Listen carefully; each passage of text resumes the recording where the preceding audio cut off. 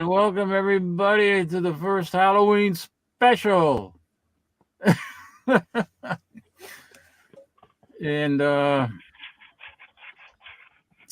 unfortunately, Dr. Silver. Have you ever walked through a graveyard late at night and seen a coffin open? Have you ever thought what it would be like to see a... Have you ever walked through a graveyard? Have you ever walked through a graveyard late at night and seen a coffin open? Have you ever thought what it would be like to see a person's head amputated? Think of things so horrible that the human mind cannot imagine them. Leave the stage and... Hey, what happened? All kinds of stuff is happening, Captain. Well,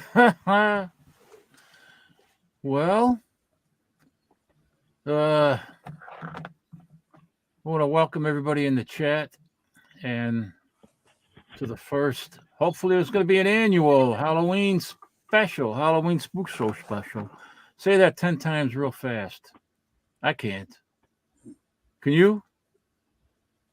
Hey, Mike, can you say that real fast? Spook No, I Show can't. Special. I cannot. Spook Show is a Halloween Spook Show special. No, man, I can't say it either. That's ridiculous, man. I mean, I'm serious, man. Somebody try to say that 10 times real fast, man. I'll give you $10 if you can do it.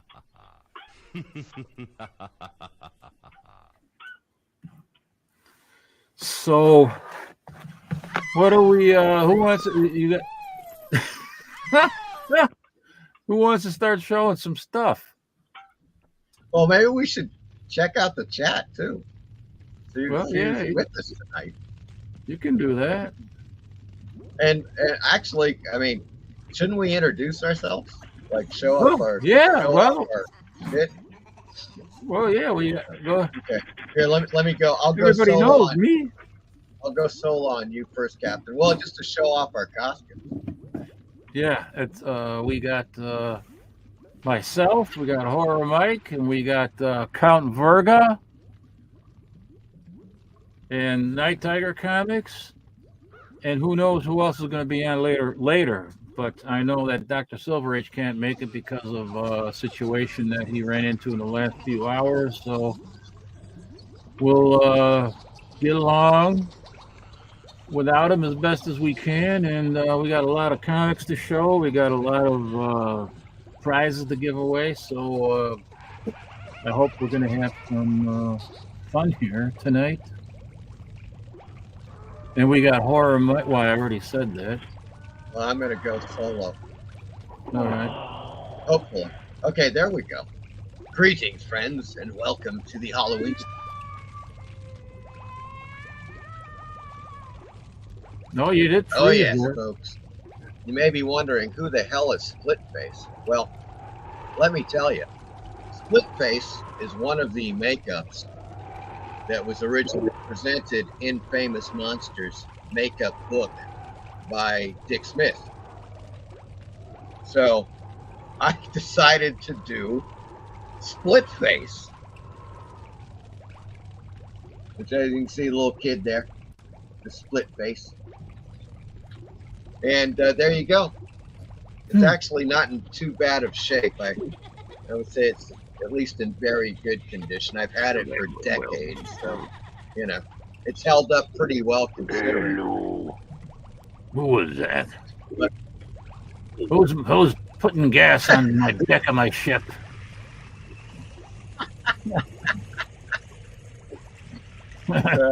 Gee.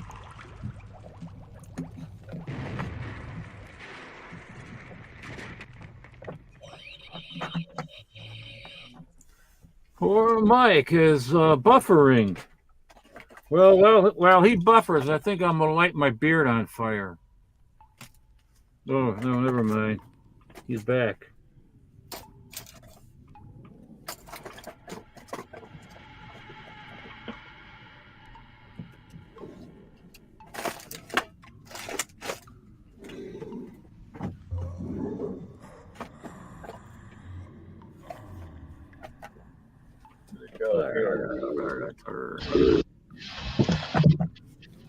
Oh well.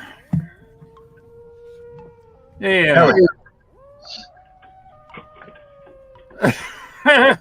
That's what you call anime, our amateur animated figures. So, Mike, you got anything you want to show? Killer Okay, Clown well, from Outer get Space. brought to. Does the Killer Clown from Outer mean, Space have something? Verga. Ooh, yeah. Spider-Man. That looks, I don't know. Jack-o'-lantern. The Jack-o'-lantern. Was that issue 235 he appeared? Let me just introduce Count Verga. Last but not least. Hello, Count Verga. How are you doing? Yeah, we're going to put, oh, yeah. They are Count Verga, the finger of the night. What music they make? I bring you the Biblioteca del Horror.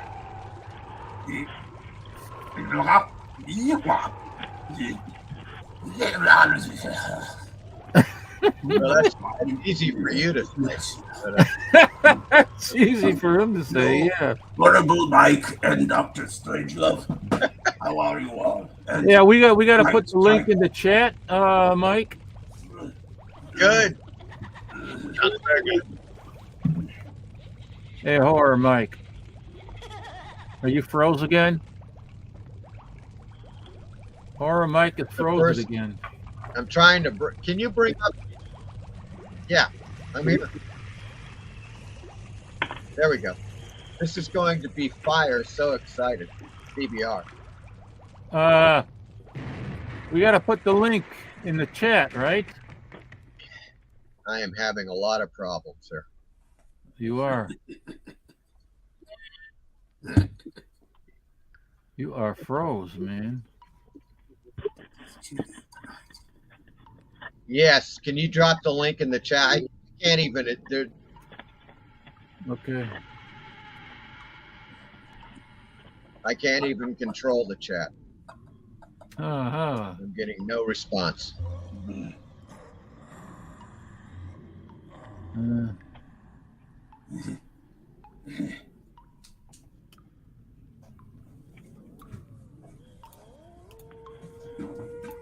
All right, where is it? I'm gonna put it in there.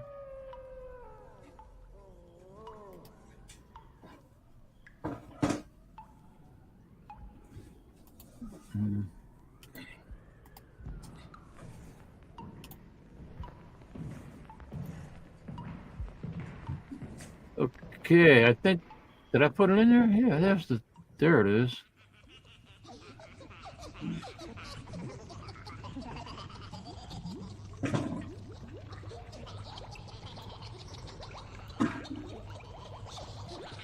Did it work? I don't know. How does that work with getting the link in the chat? Do you know, Mike? Go down to settings, Yeah. and I believe you click on that. Invite. No, it's somewhere it's invite. Right. I think it might be in settings or something like that. Yeah, I got invite, and then then put it. Then copy it and go to the chat and hit right click and paste it. Oh, that's what I did, but that'll work. Yeah, you got it. But it's got my name on there. Did it work? It'll go to this. It'll go to the show. I'm out of character. Yeah, Who I know. Mike? I just put it in there. I just dropped it in. Who's Mike? Okay. Mike, who? I've been booted twice. You got a booty call, you said? I don't. Well. Oh man, that lunch. I don't think that link is working. It's better the second time. It's not working? You'll say? Say you not working, say? Hey. Oh, wait, maybe it is. There's PBR Street Gang. Okay. Oh, we got PBR Street Gang is in the chat. He's right in here. his studio. Yeah. Okay, I'm gonna try to add him. All right.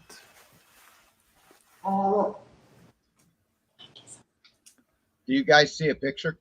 Yeah. We do. He's coming in Are from you another seeing planet. anything?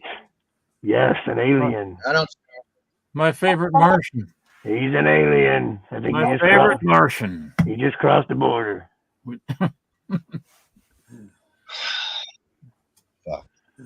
What goes? Okay. Is he a good I'm or not bad seeing alien? an image. Is he a good or bad alien? Are you voting for Trump? There he is. Ah, it's He's a good- Roman. He's a good one. He's a good one. That's great. I'm gonna do a solo on him. Hopefully this will work. My controls aren't working. There we go. I think here he got a hole in his helmet. It's Roman.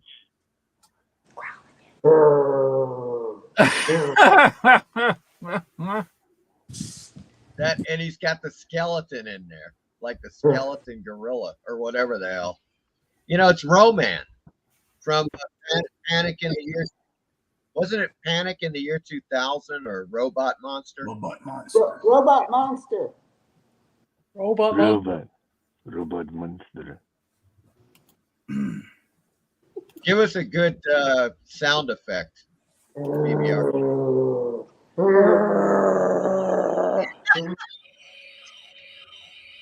We want. I love it.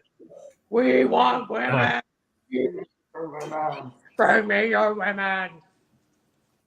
Eat their brains. That is fantastic. Thank you, PBR.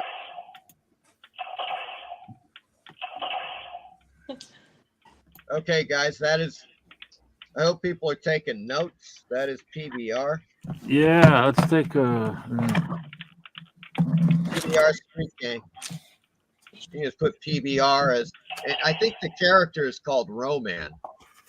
I think I need a PBR. Yeah, I think I need a bottle of whiskey at this point. Okay. Jesus. Okay.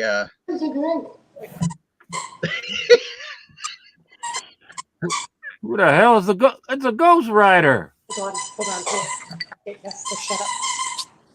Okay. Thank you, PBR.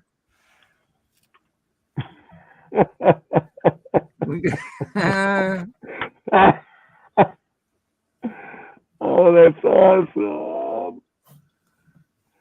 Oh, that is great. Check that out. Ghost Rider. Okay, I'm going to solo. Yeah. Solo on Ghost Rider. Yeah, he's a recent subscriber to Ghost Rider. Is he? Yeah, he's a recent subscriber. And How do you know he's a recent subscriber? oh, because he left a comment on my YouTube channel. Okay. And It's yeah. Ghost Rider. He has a problem with speech. He has a speech impediment, so Okay. we can't. It is what it is, right, Ghost Rider? Yeah. Okay. Great. Excellent. That's great, man. That's a great costume, man. Ghost Rider there. Okay. Yeah, I've got some great costumes here, man. Yeah, you see, PBR and we've already technically at this point, Captain, we've got 4 already. We got 4. 2 on screen with us now, Night Tiger and Count Verga. Yeah, Then Night we Tiger have- Comics and Count Verga, and we don't count, right? I We can't don't count. I am the count, and I can't count. You And we have- can count? I am the Monster. count, but I can't count. You can count? No. Why can't you count? So we got Robot Monster and the Ghost Rider and Count Verga and Night Tiger. So Yeah. that's 4 already. Yeah, and there's some people voting already. We got Charlton 60. Well, not yeah. That's just gonna. We gotta tell everybody to vote at the same time. Right, So yeah. people stop voting. They ain't gonna do anything right now. Yeah, baby. Hey, it's 3D. Well, in the meantime, I'm going to start showing some books here, if you don't mind. Okay. Uh, Let me see if I can do one thing before that, Captain. Like, in the Oh. spirit of having a spook show and all. absolutely. And all these videos that I freaking uploaded to the channel. Okay, here we go. Have you ever walked through a graveyard late at night and seen a coffin open? Have you ever thought what it would be like to see a person's head amputated? Think of things so horrible that the human mind cannot imagine them. Leave the stage and grab girls right out of their seats. You may find a live snake or rat under your seat. A real dead body is given away. During the dark seance when all the lights are dim, ghosts, spirits, and vampires descend into the audience. You may find yourself holding a ghost, your girl, or someone else's girl. So watch out when the lights go out. Critics have proclaimed this stage attraction to be the show you must not miss. Even though it's a stage presentation to send you home in frantic flight, there are also some very eye-appealing scenes created by these beautiful Hollywood starlets in gorgeous costumes. Yes, it's a stage show for everyone. Ghosts, spirits, and vampires descend into the audience.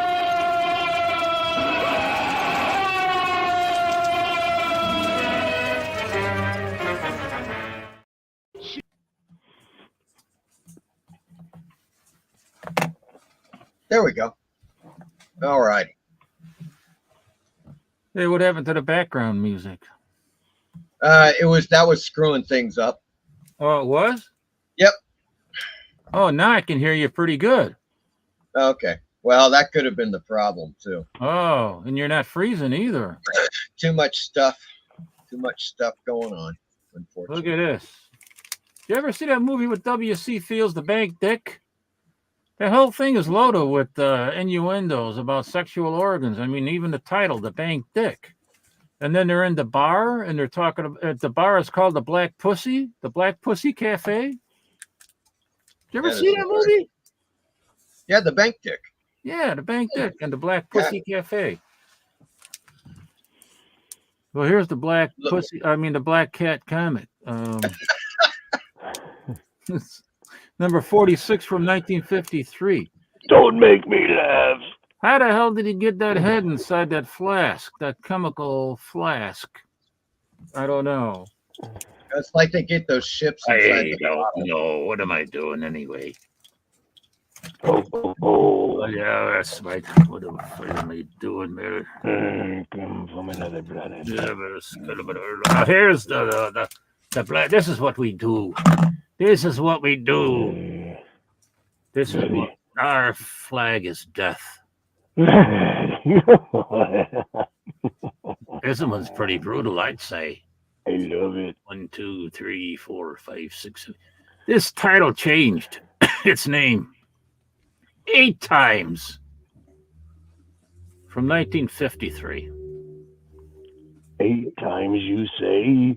Yeah, look at the blood coming out of his arm from putting the stake in there. He's got a shotgun to the face with a hole. Shiver your timbers. Cat of 2 tails. Mm-hmm. Shiver your limbers. There they are, hanging the poor old witch who did nothing. All she does is fart in her bed, and they hang her for that? She's a looker. Oh, I'll say she is. She's gonna be a hooker. Yes, I'll say she is. Or a hanger. And I don't care if she farts in bed. I like that. She hangs around. Yeah, we got a Black Cat mystery number. What is that? 32. 32. Why am I talking like you? Yeah, I'm dirty. Elvis. I am dirty, as a matter of fact. I haven't, in order to give this costume some authenticity, I haven't taken a bath in about 5 months. Because I want to smell like a pirate, not just look like a pirate. You mean your biannual bath? All right. Anyway. We're from another planet. Oh, wait a minute. What? Planet X. I gotta have something to drink here. You got rum? How about a beer? What? What? Oh, what was that? I by the blue seven seas, I swear, that sounded like flying fish mating. I don't want no queer fish on my deck.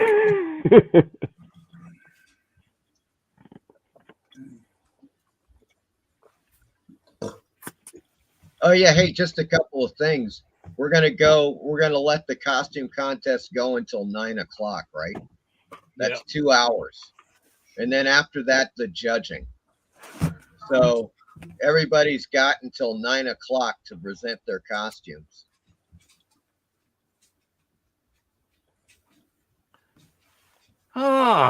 Chamber of Chills, number 23 from 1951.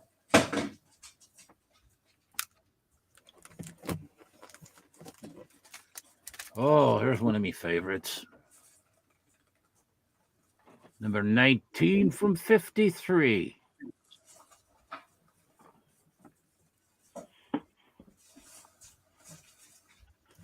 Very like it. Who does the cover on here is what I'd like to know. That should be Lee Elias, right? I don't know, but I know the inside has Howard Nostrum. Maybe he did the cover too. I don't know. I don't think so. I think that is Lee Elias. My good man.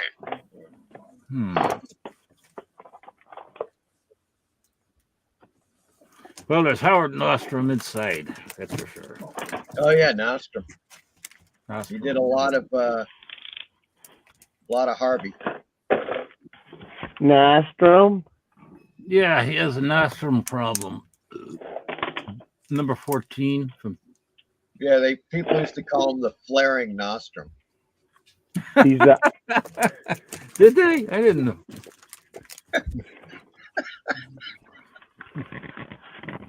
Okay, what is this?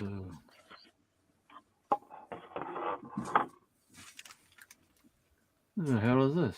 Number 8, Chamber of Chills number 8. I don't have any year on it.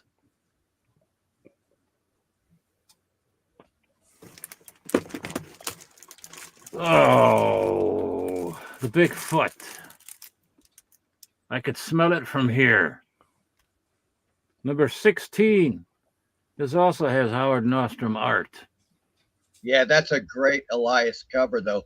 That is the site. That's what that story is. It's the cycle of horror, which is one of them I adapted for Witch Tales. Oh, that is the one with the rats eating the legs. Right. Remember that? Yeah, that's right. That's right. I saw that. That is it, and that was the art. I forget. It's a guy that he did some art for Harvey. He didn't do much. Adam. A Yadian. I forget. Yeah, there's so many. I mean, how can you remember? I've lost my brain cells tonight. Dave on the City of the Living Dead. Oh, look at that. That is a beauty. It's a low grade, but it's still a beauty. Yeah. Now that's A.C. Hollingsworth cover. That is Hollingsworth. Yeah, that is A.C. Hollingsworth.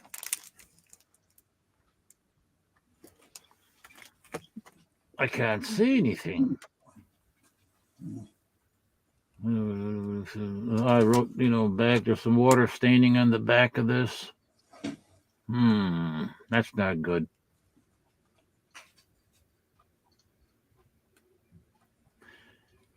Yeah, that's A.C. Hollingsworth. That's for sure.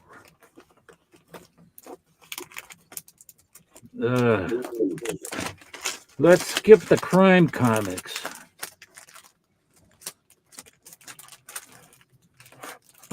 Yeah, this is one of my favorites too. Crusader of Mars.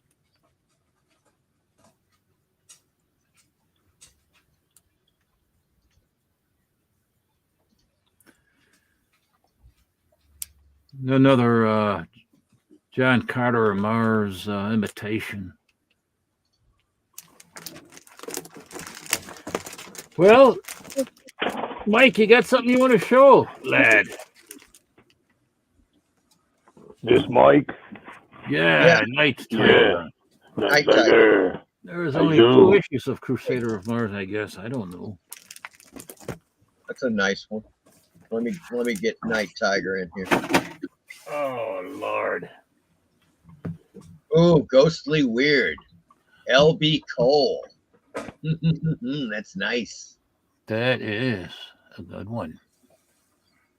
That's a beauty. You got yourself some Frankenberry and Blueberry.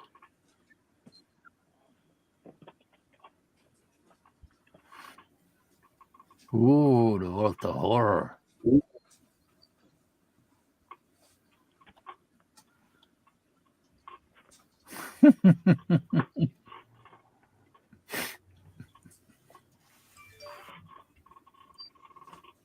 Ooh, crack comics. Why do they call it that? Are they all on crack?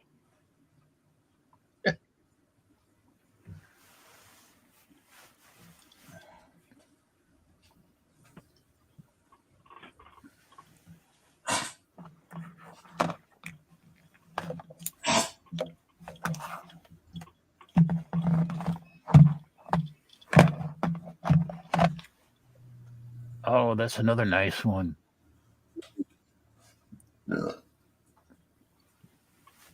No secrets in the house of secrets.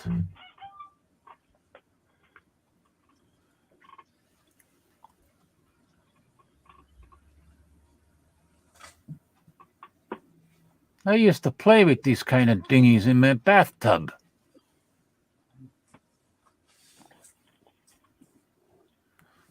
With Buck.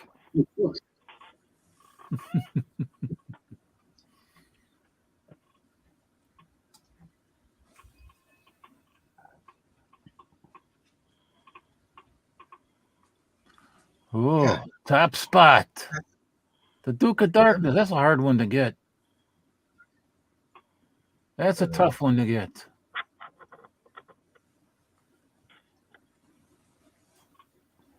Yeah.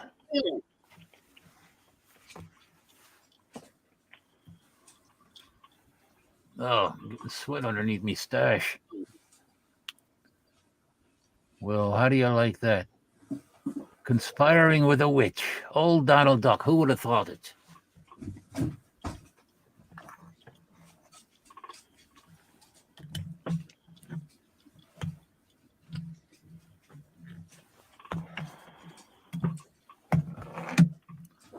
Oh, yeah. Look at that.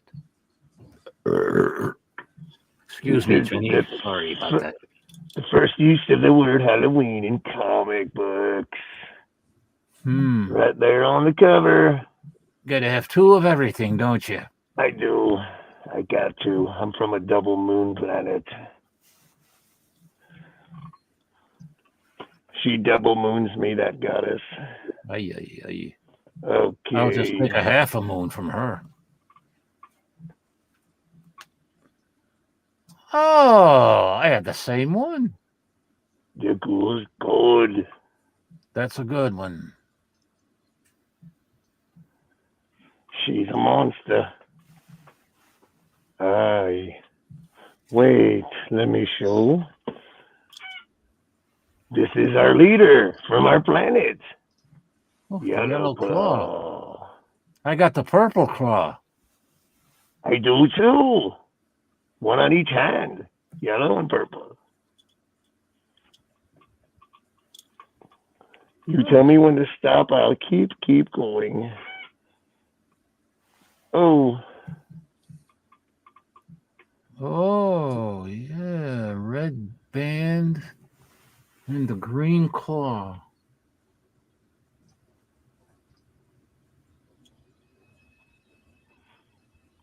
Graphic Man wants to know who the Ghost Rider was. It's a secret. I don't know.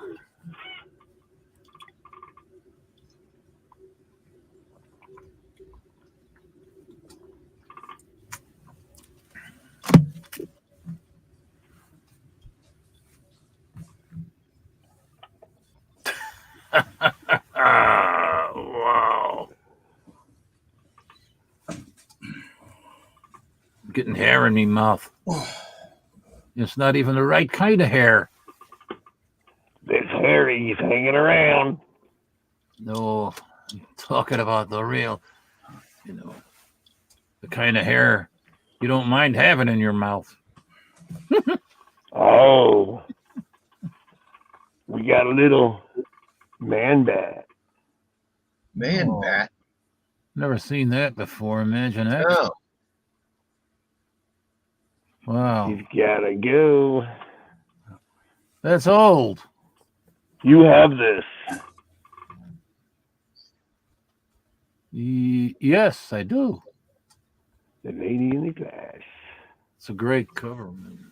I was inspired to buy that because of the cemetery I visit a lot. The Rose Hill Cemetery that has the Lady in Glass.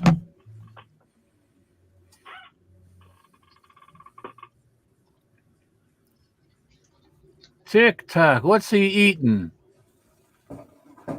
Yummy, yummy. Eat that. What is it, a dog? I don't know. Tick tock. Caught by the giant.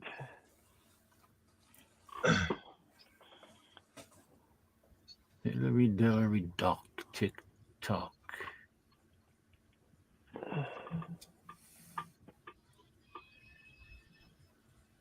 Mary Marvel. It's a nice ghost cover. She's a scarcity. Whoa. Why are you showing me the blank side? You and your doubles. Shiver me timbers.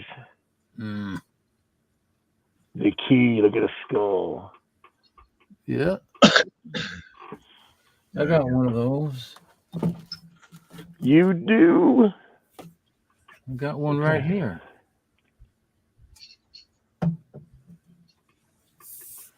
Wow. Wow. Mm-hmm.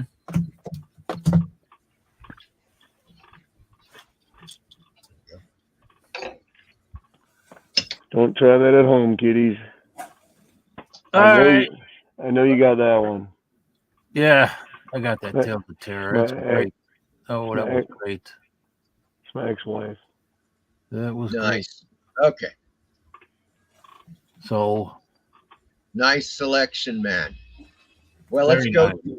Let's go to Count Verga. If the Count's got some stuff to show. Here we go. Mirror. Ooh, the weird trips. Yeah. Ed Gein. Ed Gein. Or do you say Gein? It's Gein. Ed Gein. Wow, that is, yeah, I think I have that too. Nice. That is a great cover, man. He's having soup. Oh, shit. Ooh, was that Baphomet? Is that Beelzebub? It's Satan, I say. Joe Biden. Ah, JB. Good old JB.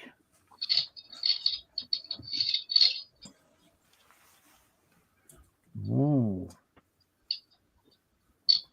Oh, I like that sexy cover. Oh, Lord. She can be my shipmate any day.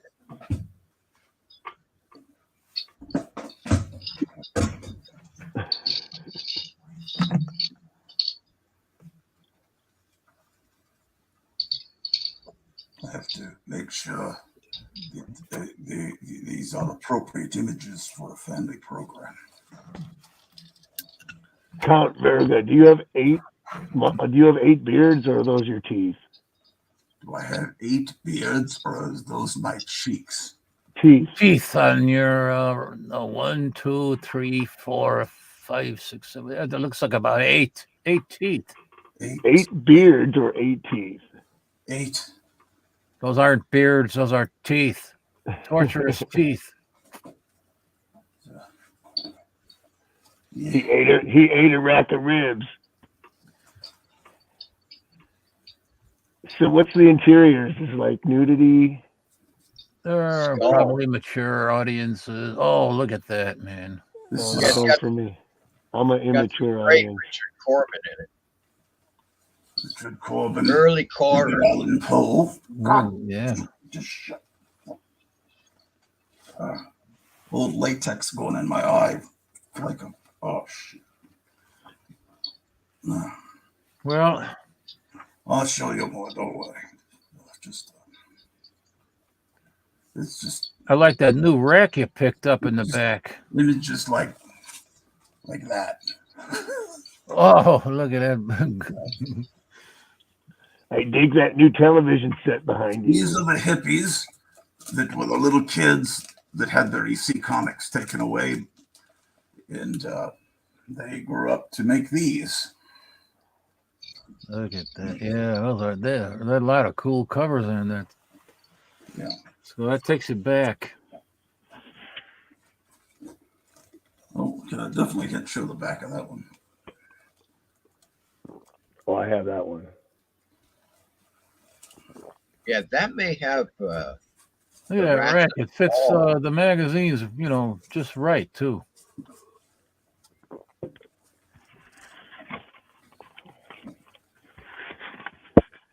Horrid. See, on the planet we come from, we don't look at back issues. We look at issues from the future before they even come out. What are you talking about? Yeah, I think Corbin had a Jack story in Worm. every one of those. Skulls. I love skulls, especially in my cereal. Lucky Skulls is my favorite brand. Grind them up and put them in. Who said penis? Somebody just said penis. What? The Verga. Verga. What kind of show is it? Oh, look at that Wonder Warthog. Now, how do you get rid of him? With a freezer, biofreeze, Mickey Rat? Oh, Mickey the Rat. Oh, I wish I Mickey had Rat that. won. I wish I had that issue. Look at that. Throw that in my pile. I've got a few issues. I don't have issue number Ooh, one. look at it. Oh, I love the back of that thing. I'm going to put What this kind of show are you running here?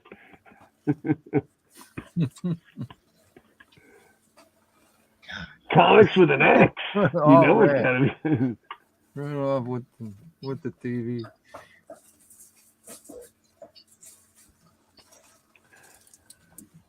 Nice. Some of these covers, man, they're so funny. Oh, Yeah. man, that is that goes for a lot of money. You know that? It does. Yes. What's Yeah, that? that like was at the least- unauthorized Mickey Mouse. Yeah, that's at least Right? $200, if not more, just for that issue. Notice it Pirate, says hell yeah. instead of Dell. What do they spell? Let me see that again. It says hell instead of Dell. Oh yeah, how instead of Dell? Your teachers will hate it, but your kids will love it. That's how you know it's good. Oh, I don't know. Hey, Graphic Man said he was dropped. He was Oh dropped. no, there he is. Wait a minute. And we got two more people. Oops, daisy. Wait a minute. And we got somebody new. Come on in. Somebody Take a look at the solo. Ooh, it's Kelly. Hippies Collectibles. Nice to see you again, friend.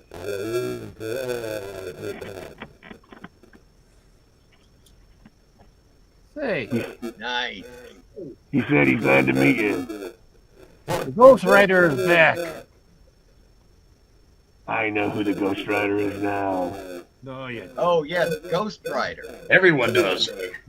Nobody knows who the Ghost Rider is. The Ghost Rider. Well, we He's know Matt. who Collectibles is because He's Matt Dillon. Nice one. Okay, that's folks. That's Hippies Collectibles. There's As an the echo. great- He is a hippie. Look.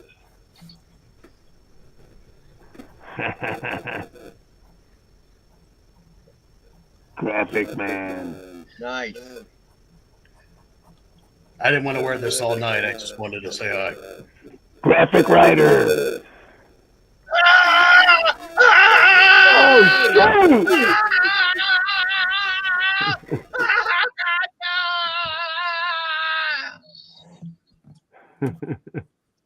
There we go. I just wanted to do that. And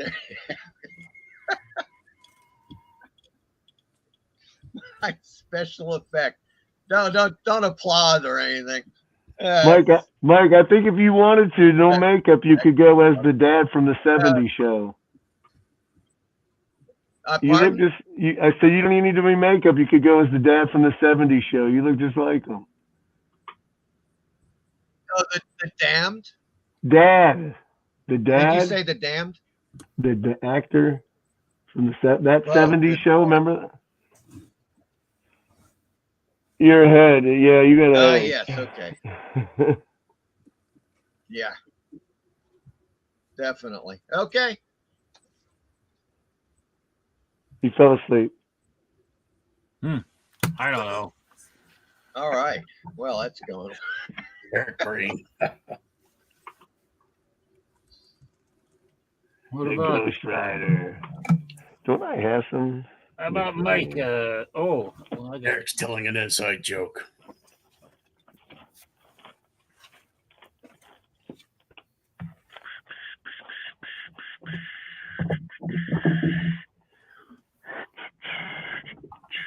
got anything, Mike?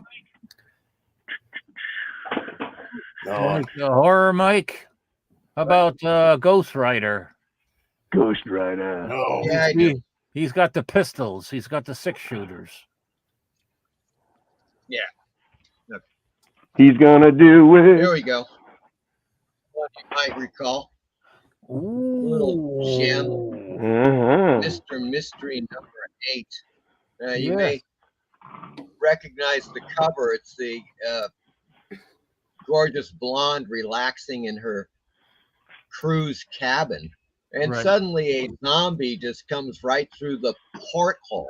Yes, Right. they always come through the porthole. I hate when I that know happens. that. Saying right there, and I think that you do. So that is Mr. Yeah, that's from November of 1952. So that's a guide on how to get them out. I have that issue. That's a great cover. I love it. There you go. There we go. Ooh. Nice issue of Web of Evil, and this has, I think, one of my favorite pre-code stories by Jack Cole, Valley of Horror. Quite worth it just for that story alone. It's still a solid issue, Looks but nice cover too. Web of Evil. looks like the devil's taking over that apartment complex. Yeah. A little adventures to the unknown with the obligatory skull spider attacking the poor maiden in the web. Oh yes. Another one of my favorites. Now this Loving one, the women in distress. I love that. Yes. oh yeah, this issue is Spellbound. It's got a great Joe Sinnott story called Behind the Door, and that's what the cover is based upon. I call it. And also, pardon? No, go ahead. Sorry. Yeah, okay. Yeah, he also signed this when I interviewed him for my documentary Haunted Thrills. So this is a signed Joe Sinnott copy of Spellbound. Well, if he signed it for you, then you ought to know his real name is pronounced Sin Not. Oh, good Lord. Sin Not. I sin not. That's a nice one, but this particular issue of Astonishing, another Atlas, Oh, I love that. Past of Mr. Mordeau is a Lovecraftian story. And Sinnott has got a story in this one, as well as Victor Carabata, who I also interviewed for the documentary, and they both signed this. So it is double signed by two code artists from Atlas. What are they signing on the cover? Or? No, on the inside, on the splash pages of each of their stories. Okay, cool. That's got some nice colors. Yeah, it does, doesn't it? For that age, yeah. Of course, Black Magic. Now, this one is really quite interesting for a couple of reasons. Obviously, it's a Jack Kirby cover. Simon and Kirby did a ton of Black Magic stuff. Oh yeah, but their company, right? Yeah, this is the issue with the head of the family, and that's what this cover is. Now, Charles Band and Full Moon Entertainment made a film called Head of the Family, which you guys may have seen. It's on Tubi, and it is based upon this story. So there you go. There you go. It is Head of the Family, Black Magic. And last but not least, this is kind of a weird one. It's actually really good. It's the 3D House of Terror. I've never seen that. From St. John's. Wow. And it's quite good. The 3D in it is excellent. This is 1953. But what's really bizarre is that you notice the cover, and it's really just a boring ass cover. Yeah. It doesn't really do anything. I mean, it's just like a mansion sitting on top of a hill. Yeah, but it's cool. It was. Oh, it's cool because Joe Kubert drew it. Yeah. But it's still, the cover is just really uninspiring, and they could have done something. They could have done something like, EC's 3D covers. I don't know about like that. It looks but they did not, and that's 3D House of Terror. That looks kind of atmospheric to me. Yeah. The house sitting on the hill near the water. Yeah, it doesn't look very terrifying or inspiring to me. It's atmospheric. Well then, what we got? What we got in the chat? Where were we in the chat? Were we anywhere in the chat? Oh, there we go. Eric Boyd, don't let that like button twist in the gallows all alone. Don't forget to hit it with a stake through your heart like you would a vampire. Hey, look. Oh, there we go. All right. Thought we had somebody else. Oh, Jacob Bernowski, Eric, Jackson Roy Kirk, Nostril, Jackson Roy Kirk, hey, ENB, Michael Taylor, frickin' spell check. Guys, you're ignoring the chat. Yeah, we did. I'm not doing it now. We're off by lunchtime. Jackson, Michael Taylor, you're not ignoring the chat. My bad. Wake on up. Okay. First, FSD George, man, those books aren't just Golden Age, they're gold.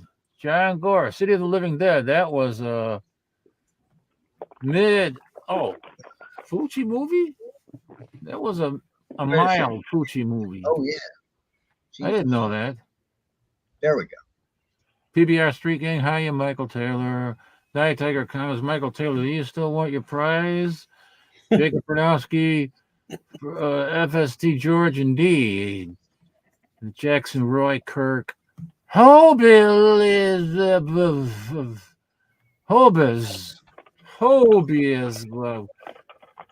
Gary Carlisle, great comics. Easy comic reader. Hey, everybody. Jackson Roy Kirk. Easy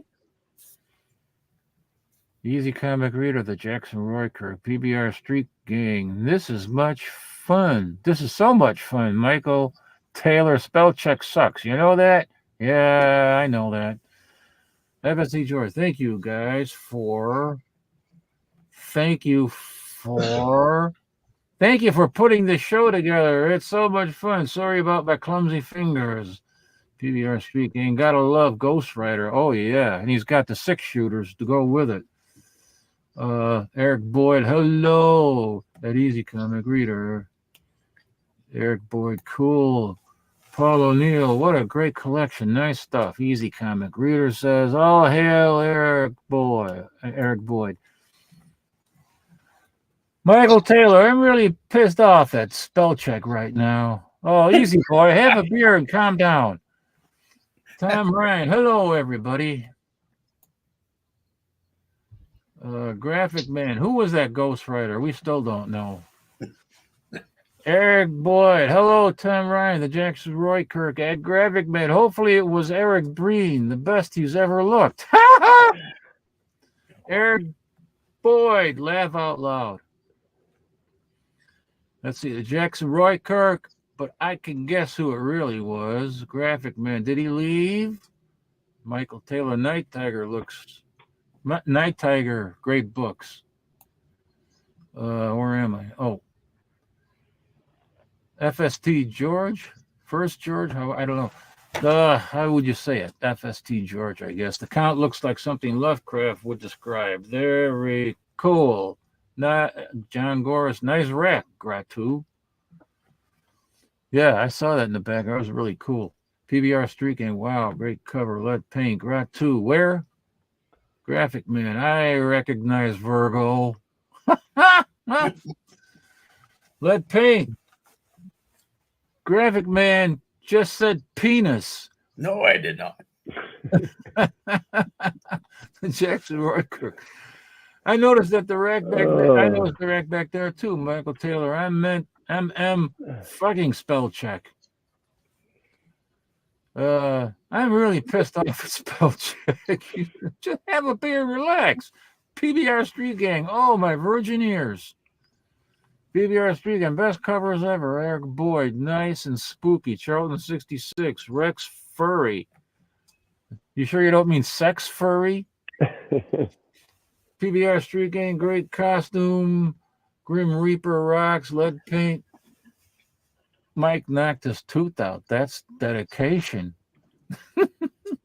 Eric Green, Graphic Man. That's you? I could have sworn it was Zach.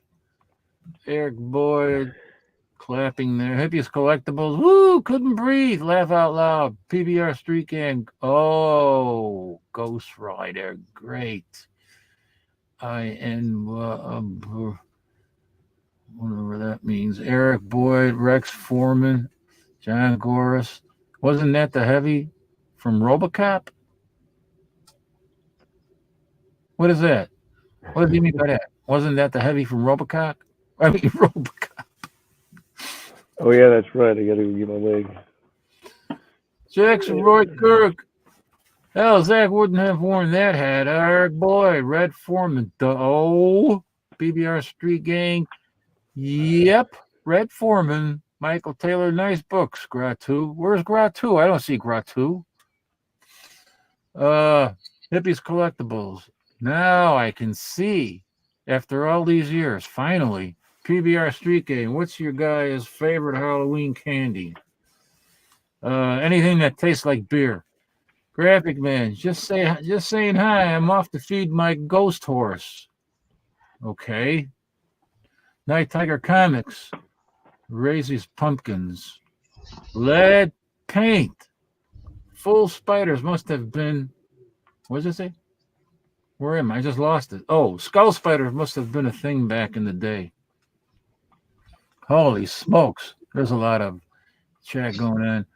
PBR Street Gang. Mine is Reese's peanut butter cups and candy corn. PBR Street Gang. Tubi is the best. Lead paint. Great comics, Mike. Joe 47-771, happy Spooktober. Great comics, Mike says lead paint. Joe, oh, he said happy. I just did that. Happy. Michael Taylor, guys, I'm an M&M. I'm so pissed off at spell check. Have a beer and relax. Lead paint, wicked mask, Night Tiger. Hippies Collectible, Golden Age Horror, outstanding. Captain Strangelife, oh, I don't know. That's a stream. That's a link I left. Eric Boyd, hello. Joe, 47. Paulo Costa, how you doing, Paulo? Greetings, scary people. PBR Street Gang. I'm never going to get done with this. I tell you what is hotter than horrors. Hotter than Hades in this ape suit. Michael Taylor. Great books, Mike. Sorry, Charlton 66. Rex Fury. Sex Fury. Sex Fury is what you're talking about. PBR Street Gang. I love Night Tiger's hat. Gotham City Comics. Hello, everyone. Happy Halloween. How you doing, Kevin? The Jackson Roykirk. Yeah, we have to put up with Graphic Man's potty mouth on his channel, too. PBR Street Gang. Gotham. Paulo Costa. Night Tiger looks like a white Slash in an AC/DC cover band. See in person the Mummy and King Kong, famous Hollywood gorilla, real and alive. We can't advertise what the Mummy does when he grabs beautiful slave girls and the lights go out. But wow, something you never dreamt you'd see anywhere. Warning, girls should not come alone. You will have nightmares for a week. However, the theater management will stop the show anytime it becomes too scary. All on stage in person, plus a horrific screen program. I never think girls should come alone. They should come with their mommy. Yeah.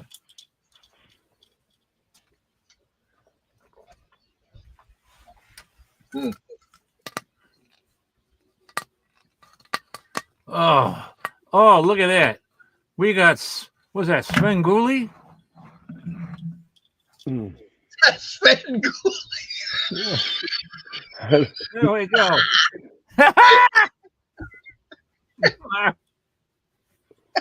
He keeps changing his costume, man. I like that. I like the Svengoolie. Welcome to the Spook Show. We got fun and games. You know, I was looking for my Reese cup. Welcome to the Spook Show. I found she had some Reese cups right here. Yeah, I was looking for these and they were in my pants, man.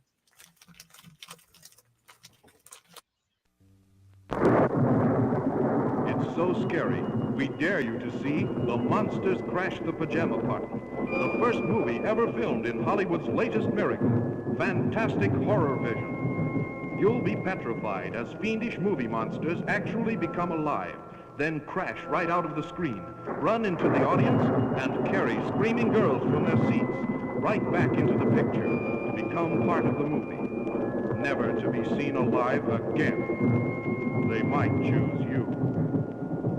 We warn you, this is not 3D. The movie monsters actually become real flesh and blood. See what happens when the Pajama Party Girls meet the Mad Doctor's girl-crazed monsters. 1001 exciting scenes on screen and right in the audience alive. All in the world's weirdest movie, The Monsters Crash the Pajama Party, in horror vision and color. Oh, that must have been a real blockbuster.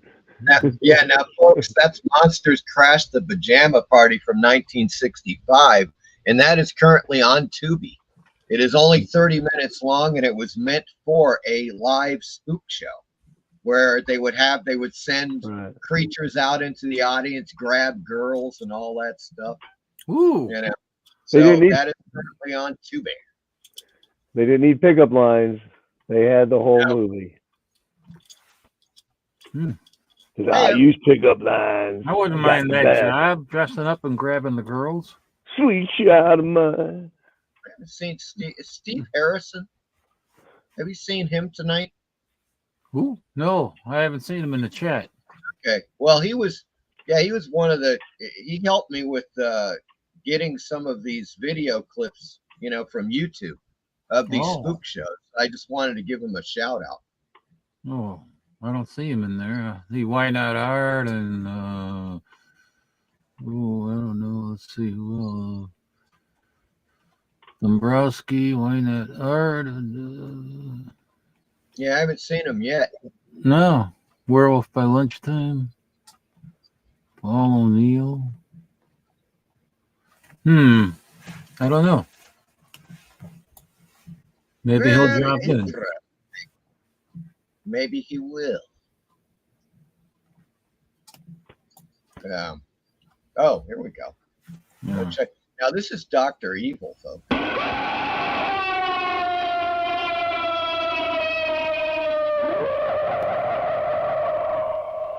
In person, on stage, first time here, 3 all-new Super Shock shows.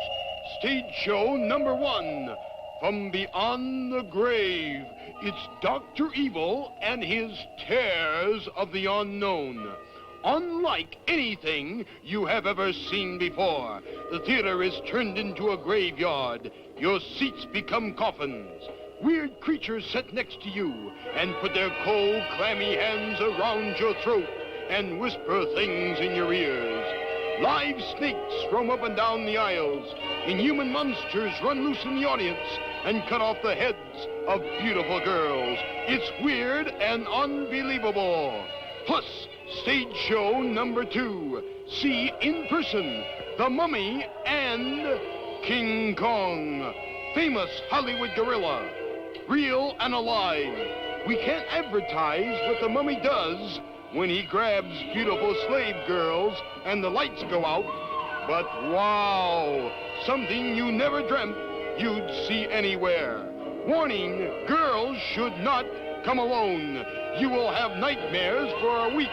However, the theater management will stop the show anytime it becomes too scary. All on stage in person. Plus a horrific screen program.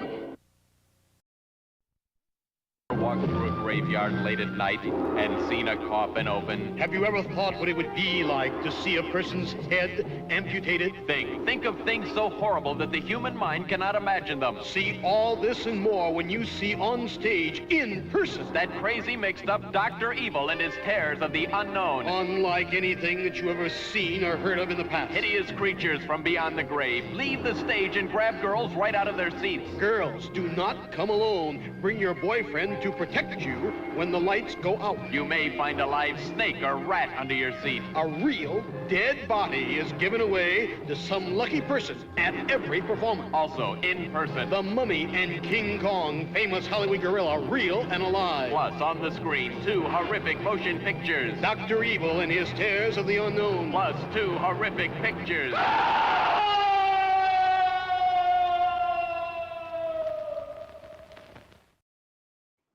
What's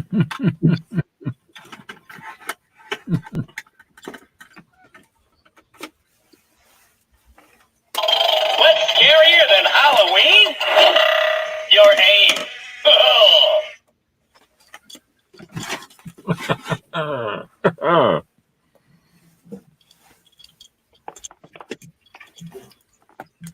Well,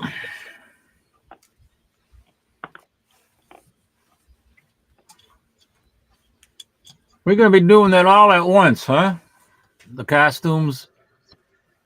Yes, and people have less than an hour. It is now 8:05 Eastern time.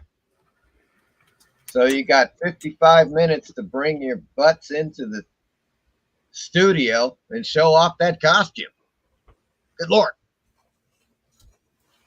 Yeah. Well. Oh, let's see what I can think about read up the water here. Got Count Verga and Night Tiger.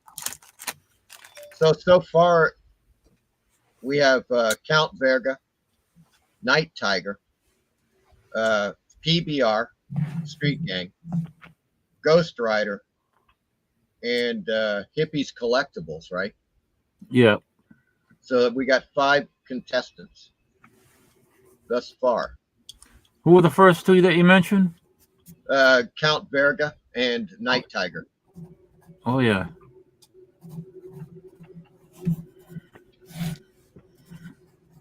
Folks, we have 5 contestants and 3 prizes. Right now, the odds are looking insanely good for any of the contestants. So I highly recommend that we get some more people coming in. Well, you know, it is close to Halloween. Yes. People are all out there having their drinks and partying. I could show some more books. Let's see what I got here. Get into your treasure chest, man. Come on, I dig it. I'm gonna go take a look at here, see what I got. Bust into those golden gems, man. Oh no.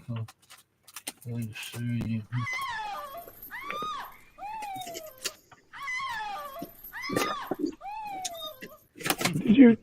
Where'd you get that tape? That's for mine from last night.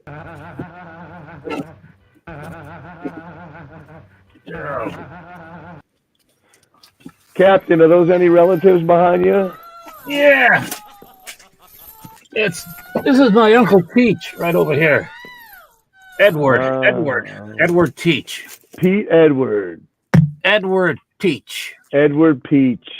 Teach with a T-E. Pete, I dig it, man. That's alias Blackbeard the Pirate. Oh, he's a bad tripper. So I got it. Here, let me get to the full screen. I got some things I got to show here. How do I get to the full screen? Here, I got you. Oh. All right, here. Go. I dig this solo, man. She's in trouble, brother. No. A damsel in distress. 1953. Number 7. Evil. Evil, I say. It's the hunters of the haunts. Great cover. Oh, then we got something for the Ghost Rider. The Ghost Rider and everybody. This is number 12 from 1953. Sweet. She's in bondage, but in bondage off cover. And he's putting the trident right into her back. That's the worst kind of bondage, the off-cover bondage. Yeah, and that trident's going right into her back. I'm an on-cover bondage kind of guy. And here's the Ghost Rider number 1. Oh, here. Let me show you. I can bring you. Uh-oh, we got double action. Wait a second. Dueling Ghost Riders. Dueling Ghost Riders, yeah. 3D. Here's Haunted Thrills, number 7 from 1953. Oh, which cover? Which cover, baby? I like it. Which cover do you like? 2 witches. Which one is that? Which witch? Here's one of my favorite Haunted Thrills of all time. This is Volume 1, number 6. What year is this from? 51. Is it? No, I haven't even showed it yet, you dang fool. Oh, that's the classic. Yeah, that's nice. Nice. I don't hear this. Devil and the Dice. The Haunted Thrills. Bloody balls. It's a nice Devil and the Dice, my brother. I made playing cards from it. Oh, wow. That's right. Yeah. Here's another. Oh. Check this out. Check out this playing card. Hey, here we go. Now, nothing up my sleeve, folks. Watch. Aha! Okay. What the hell was that? Here, check it out, man. Here's the card. Yeah. Watch. Yeah, I like it. I mean, did you see that time, or? Yeah, I saw it. No, you got a good sleight of I hand. didn't. No, I didn't see it. Good sleight of hand, my man.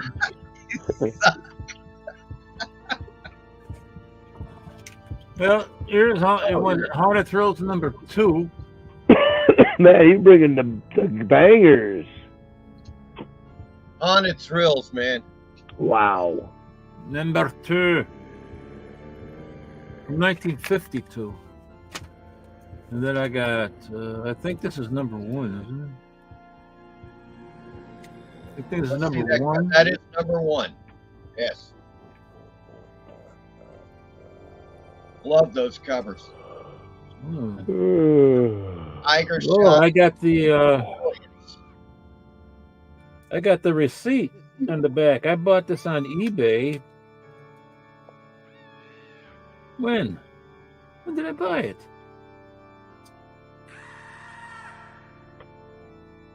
Holy shit. Oh, no, there's no, I don't know. But it's a nice higher grade, $222.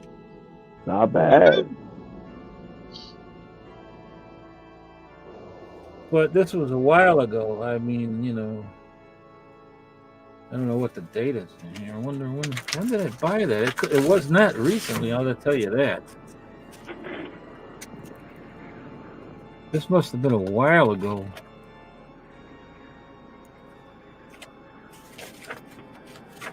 You wanted almost $300 for it. 2010. Shit, that was 13 freaking years ago.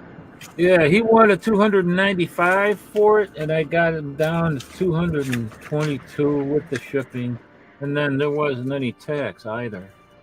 Now you can probably get $1,000 for it. Yeah, it's a shame, you know, but it's not a shame, especially if you own it. Lord. Oh yeah.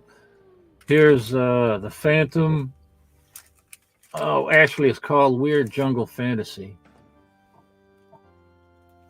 No, it's not. It's called Harvey Comic Hits, number 56.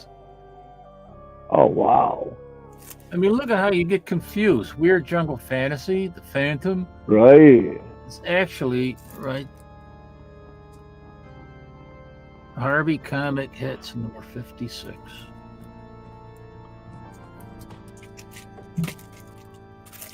Here's one. Now these I bought. Oh man, these I bought way, I think, like 1980 or 82 when they first came out with My Lights.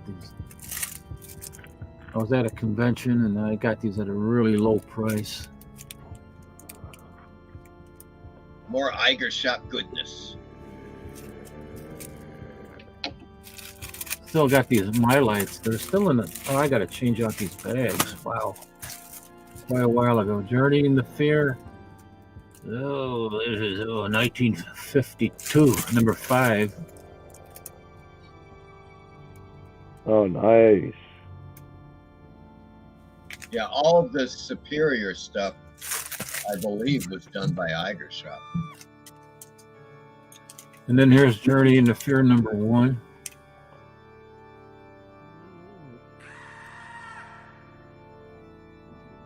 Ooh, look at them headlights.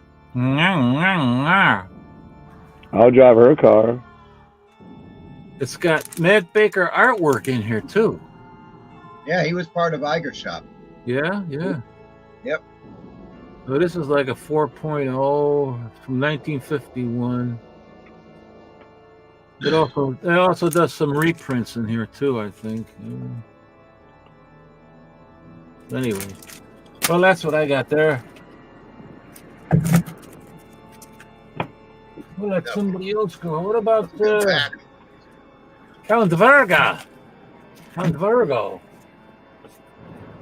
Man, I love that rack, what he's got back there. Holy crap. I saw it on Instagram.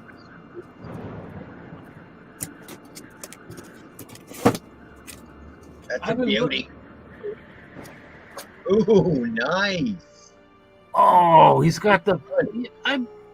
I've been looking for that facsimile. I can't find it anywhere. That is fantastic, man. Man, that's fantastic. I have to get a copy. Yeah, it's on Bud's Art Books. Ooh, the Purple Claw. I was just talking about that. Yep. Where's mine? That's a fantastic cover. Yeah, you showed the yellow claw, and he's got the purple claw. That's a fantastic cover. Look at the colors on that, man. Wow.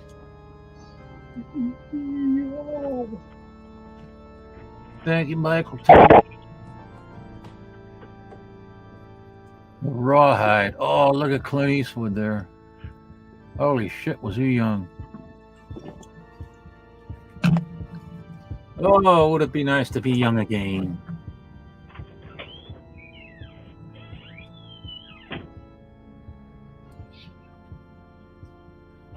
Wow, that's a cool cover. Sinbad. I want to see that movie again.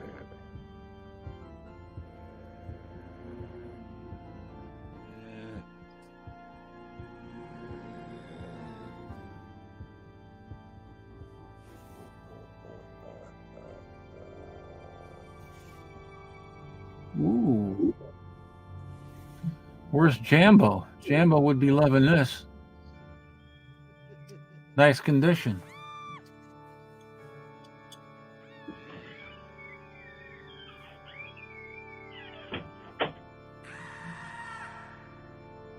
Ooh, look at that. What year is that from? You got that Night Tiger? Night Tiger, you got this comic? Do I have that? I don't. Yeah. It's a Warbond. It's the Warbond cover. Speed Comics? Yeah, Yep. it's a Warbond cover. Yeah, that's a good one.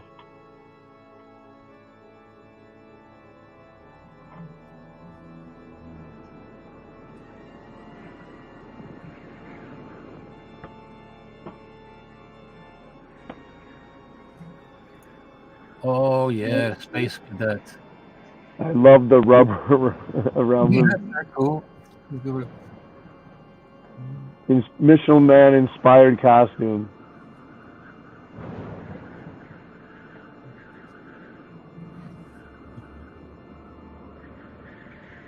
Thank you, PBR.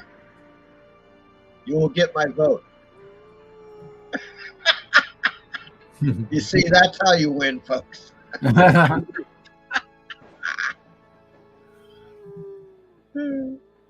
Oh shit! What is it? Oh, that's a real. Is that a? Oh shit! That's a real EC. It's the Flying Saucer Report. Let me see that other one again. I didn't even get a chance to see that one. Oh man, look at that. Time. Oh shit! Look at that, an atom bomb cover. I didn't know you had those. All right, that's all right. Hey, what is that stuff back there? Are those rocket ships? Yeah.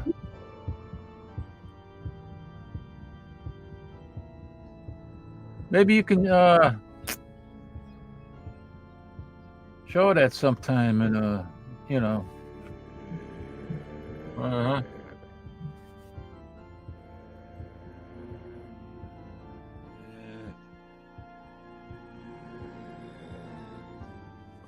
Well, I guess he's done for now, Count Verga.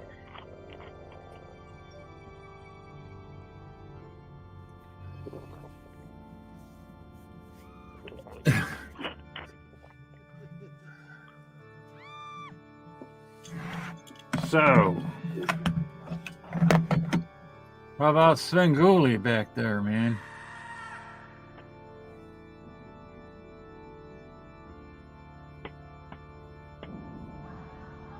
The purple claw. Of course, you gotta have your pretty number.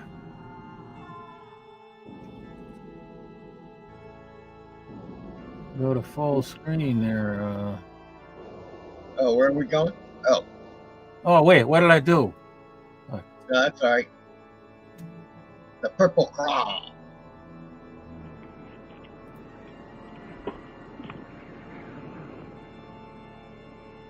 Hey, that's a 1967 version.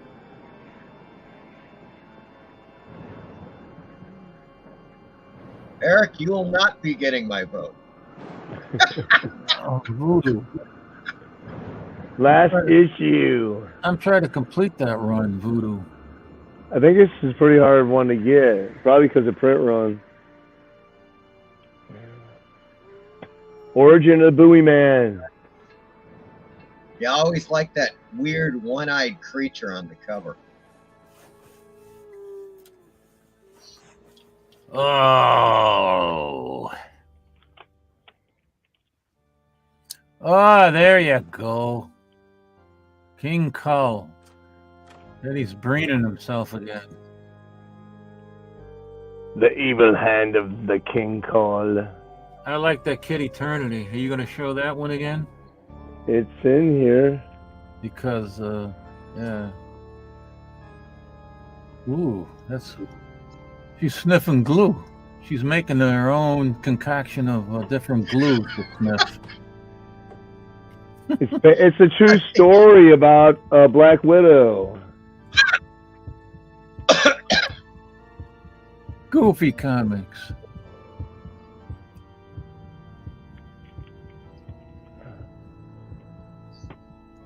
Sensation. Look at that. That's beautiful. You got him there. You got him. The Goblin. Okay, you ready? Ooh, eerie. Wally Wood. Yep. That's Wally Wood boobies, all right.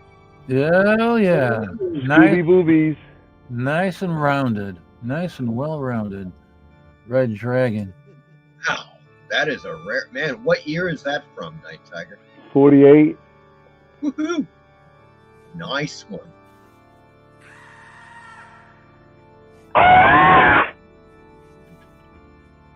That was loud. Jesus Christ. He's on a brain. That's another one, Mr. District Attorney, yeah. Number 39, Horror Hitchhikes. May 54. Going My Way? That's a good title for a story. Well, that was the title for... that was. Oh, was that the title? It was a Twilight Zone where the girl keeps passing the bum that's hitchhiking on the highway. Twilight Zone. That's here's the other one. The Phantom on the Highway. Nice. Nice, I say. You did say it. You said it, my mate. My brother. Severed Head. Mm-hmm. Marvel Tales. Ha ha ha ha ha ha ha. That's a beauty. Beware of zombies coming out of the swamp when witches summon the zombies. Hey, you know, Night Tiger, that looks like a quality comic. Oh wait, it is a quality comic. It's published by Quality. Yeah. I didn't know that. Or is it youthful? One of It's youthful. It's youthful quality. There you go. There's some headlines for you. Oh, that's a beauty. Yeah. Mysterious Adventures.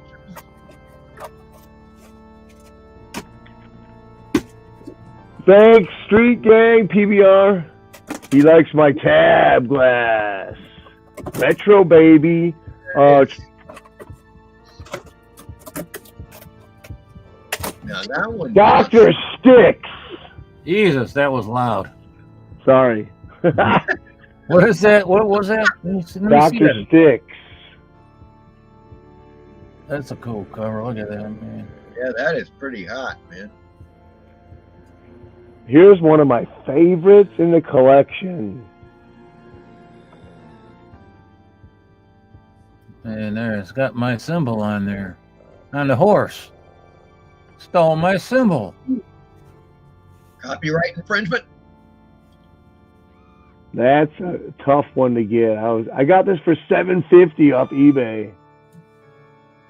Nice. Nice, you say? Nice. Two Worlds of Fear. Another nice Faucet. I'm trying to find the skull one for you. Oh, here's some Doc Savage, man. Nazis, bondage, branding, skulls. Doc Savage Comics. 1941, 43. How about some Kirby? In your dreams. You had the Strange World of Your Dreams. That was where they invited people to send in their dreams, and then they offered to. Hold on, I'm gonna find my make them skull into cover for you. We gotta show that. Barbie Barb. Boy, this boy keep greening himself. Here's a good one to get right here. Drop Dead.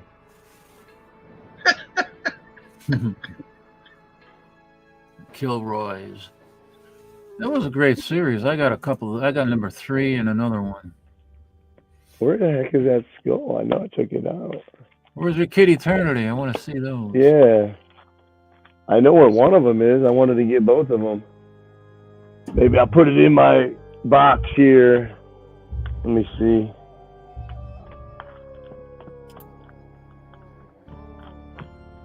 Well, I got one here. I picked up the high grade one so I could show it. I can't find it. Hey, is Count Verga, the mic is off or something? Mic is on mute?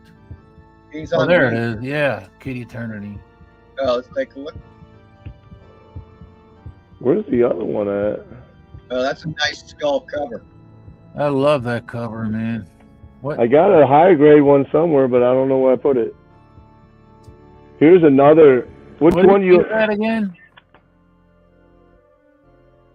Yeah, the yellow jacket is nice too. I still like the Kid Eternity better. What number was that? Kid Eternity? 15. 15. I keep on forgetting. Yeah. How about a black cat cover?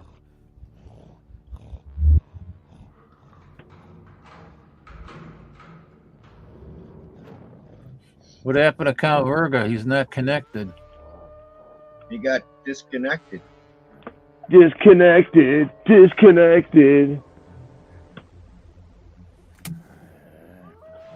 Yeah, Hans, you were dissing on my boy today. Hey, Jesus Christ, man.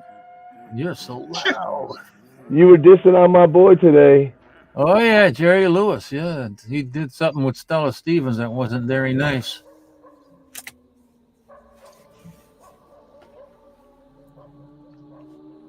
There he is.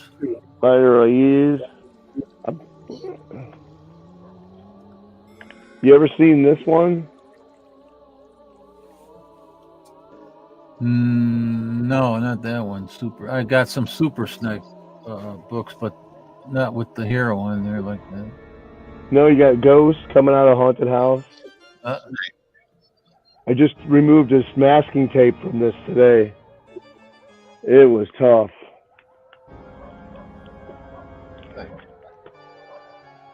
Triple Threat is a hard one to get. Duke of Darkness. Where is he at? That's his first appearance, wasn't it? I don't know. Is it? Thought so.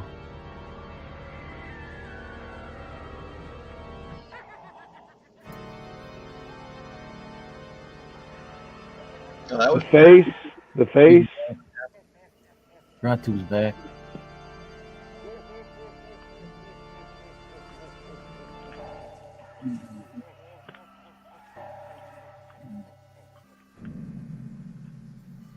No, a black cat. Oh yeah. Yeah, I don't know. I just got this one.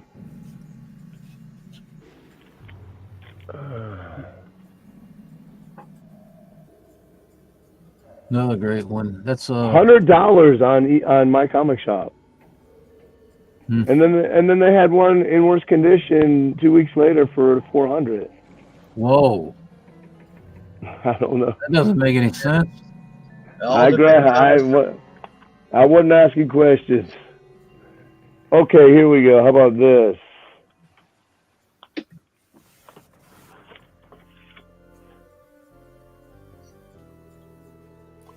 Yeah. I have that issue too. That's a great cover.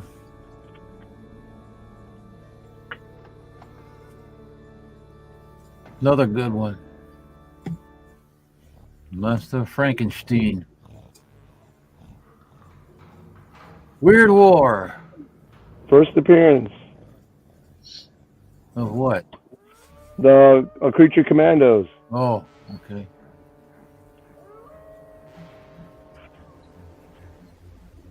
In the graveyard with Doctor Strange. Ooh.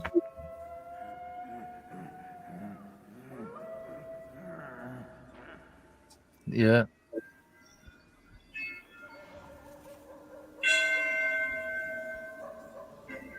Marvel Spook light.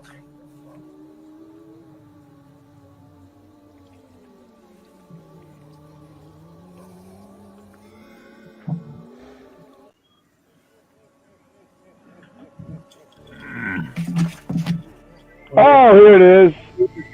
Here's the other one. I put it in the Bronze Age box. Well, that's a good place for it. I know, wrong place. That's a nice copy.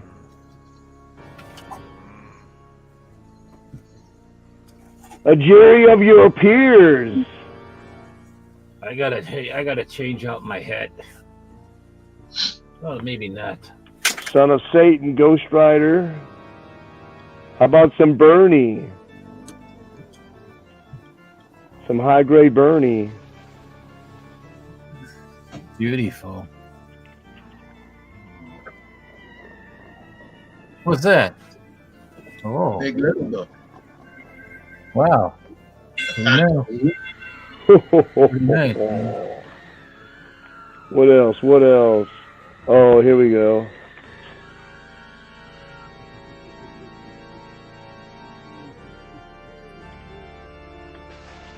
I love this cover. Mike Kaluta.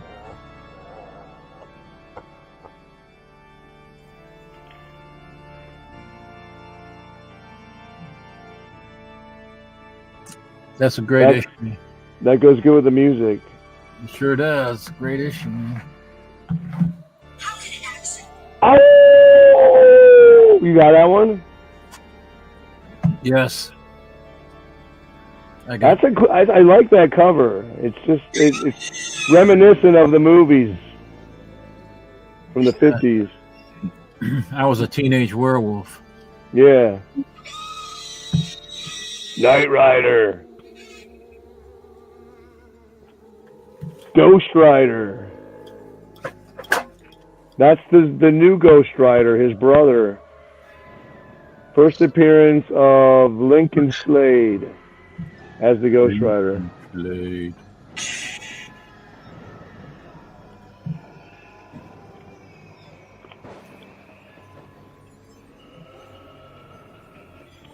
Ghost, number 13. If you're going to get a horror anthology, number 13 should be the first book you get.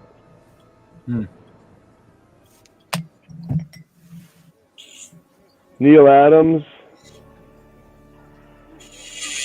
You want Golden Age? You want Bronze Age? What do you want? I don't know. It doesn't matter. Let's see if I got anything else I can show. I got stuff. Who does? Mike, you got some stuff too? Yep. I got a couple of things, some interesting books that people may not have seen. Guys, I love you. I got to get up at 3. Oh, you're taking off? Yeah, I got to get up at 3 o'clock in the morning to go to work. Oh, man. All right. All right, I man. appreciate it. It was a blast. All right, Svengoolie. Thanks for being All right. Peace out, everybody. Take care. All right, guys. This Check it out. Here we go. You may not have seen this. Weird Horrors and Daring Adventures from the Joe Kubert Archives. No, I haven't seen it. It's a nice Joe Kubert art. a lot of horror art from Kubert in this book. And it's actually really well done. They reprint full stories. Some science fiction, horror, adventure type stuff, but the reproductions are excellent on this. Let me get a nice. Oh yeah, this is a beauty. The heritage of horror. I love this splash page. Excuse me, I almost splashed on myself. Kubert.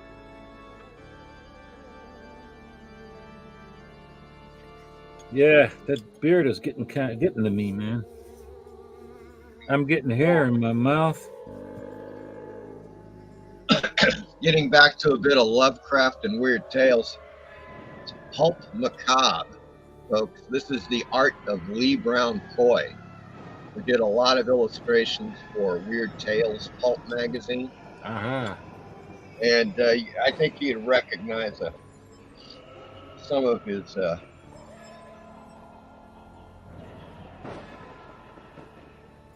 Hey, famous covers. maybe an account can wear his mask in a different way so he can breathe better. Now a lot of these are from Weird Tales from the Pulp magazine directly.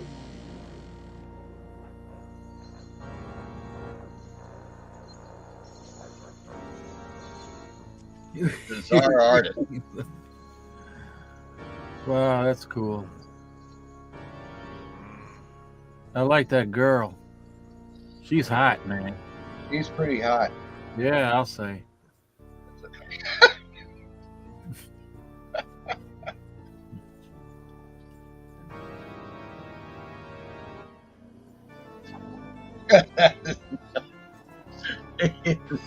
He's a strange cat.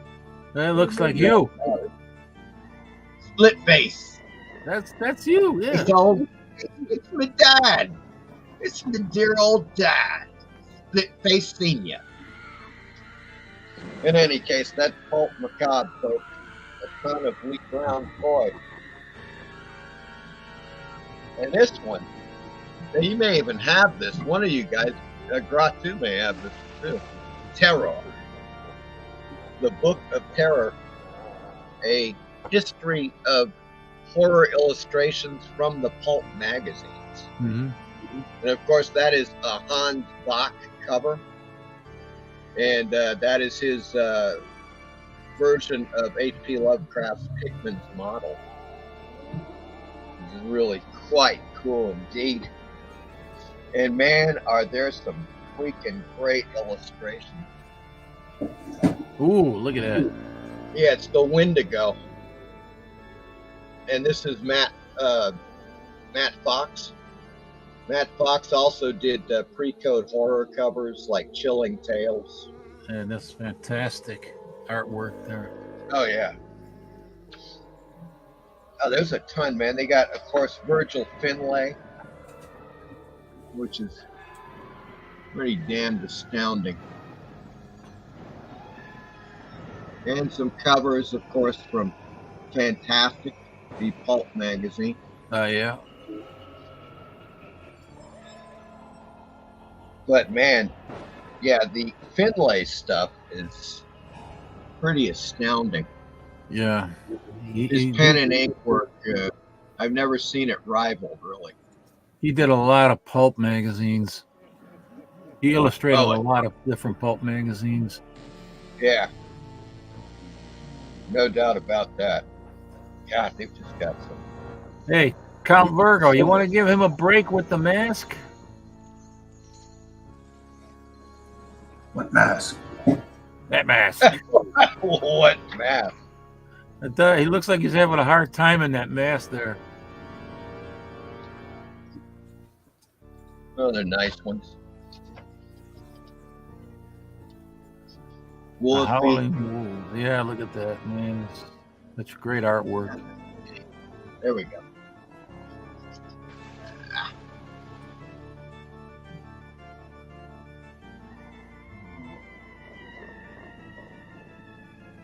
Mm-hmm. Yeah, this is quite cool because it does go through the. Yeah, this is a nice one. There are some trippy covers. And of course, illustrations. Really bizarre. A little racy, but not too bad. Yeah, it's a little racy. This is from the 1940s, of course. But that's what you would get inside your pulp magazines. Terror. Terror. Yeah. Terror. Well, there you go. A few Well, books.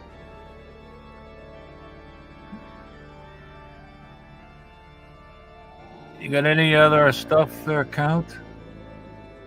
Well, Yeah, you can take that off for now, man. You know.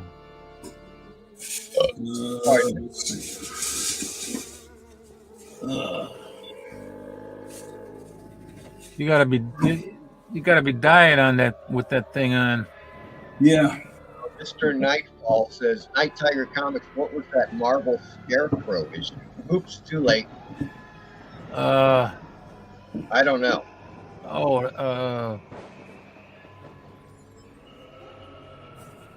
There's Want to put them on full? Oh, yeah, okay, I was just finishing off these comments. PBR, did you do your own face paint horror, Mike? Yes, that was off of this book. Look, man. Dick Smith's do-it-yourself makeup book put out by Famous Monsters and James Warren. It's split face. Here. Split face. Split face, which like a butt crack. Is in. Which is right here. It's the split face makeup. I never did any of the makeups when I was a kid. I only did like the various like scars and I don't know, bruises and stuff that they have a whole chapter on those. Yeah, the left side of your face looks kind of like the state of Illinois. Well, there you go. There you go, Captain. Have another beer and maybe it'll look like the State of the Union. So. Okay. In any case, let me get brought to me. Yeah. All right, you're on full screen, Gratu. All right.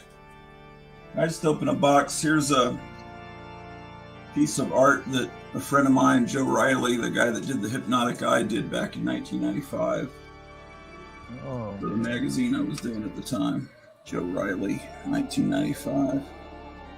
Yeah, he wasn't bad, man. I mean, no, he was just an amazing artist and special effects guy. And yeah, he passed away too soon. Let's see.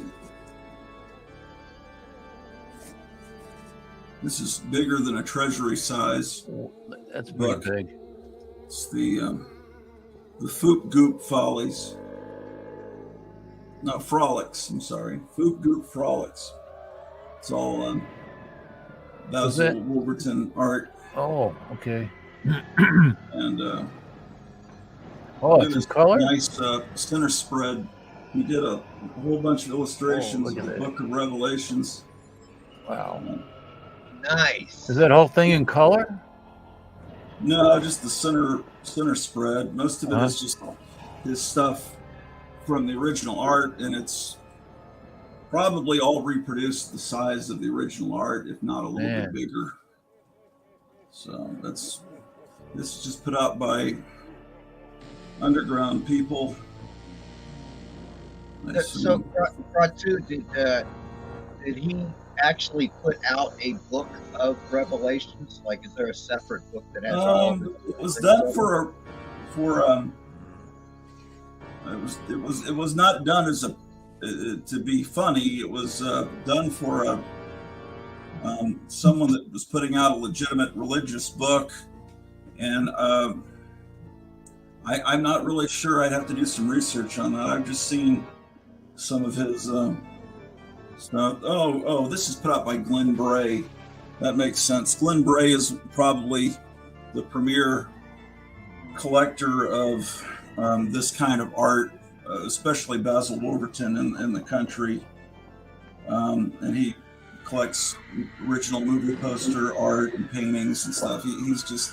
He's like the ultimate collector of that stuff. He was a friend of a friend of mine.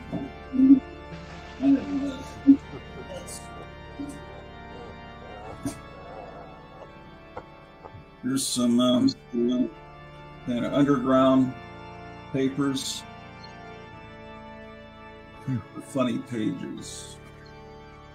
This is from February 1975, so it's past the glory days of the underground comics. This is kind of more of a. It does have color comics. I don't think this is as extreme as it has articles on music too. Oh well. You can bring me some beer here. This friend of mine gave me a whole bunch of these when he was converting to. He was getting rid of all of his physical print stuff. Was going to all the 5. I have a cooler already, but yeah. All right.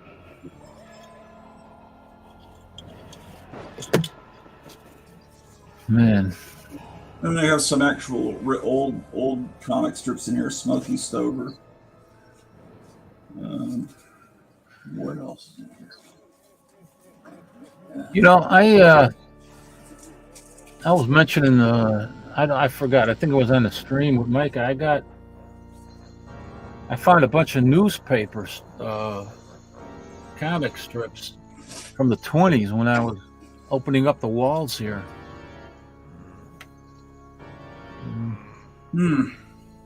Gasoline Alley and a whole bunch of other stuff. Yeah, people used to use for insulation. Newspapers as insulation in their walls. Right.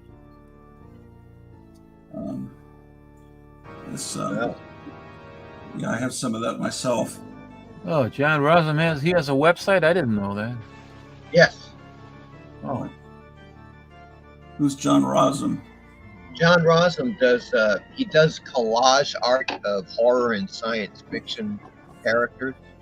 Oh. And so he just cuts out, he does paper cutouts, and he forms these amazing looking images of all kinds of characters from sci-fi and fantasy and horror, you know. I honestly don't have a whole lot more. I kind of figured that I was kind of going to coast and let other people show lots of stuff, and then. Yeah, I thought we were gonna have a lot more people on the stream. But what is that stuff behind you on the TV? Are those rockets? Let's see. If I can. It's Oh man, look at that! Holy crap! You got to show that one time in one of your videos. I mean, I think I have, but I don't remember. Maybe you're just all in passing. I don't remember seeing those tall ones either.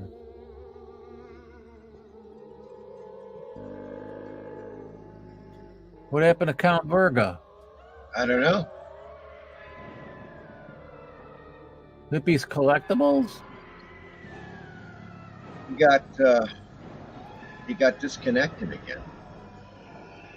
What? He'll come back in. Maybe I did something wrong. I don't know.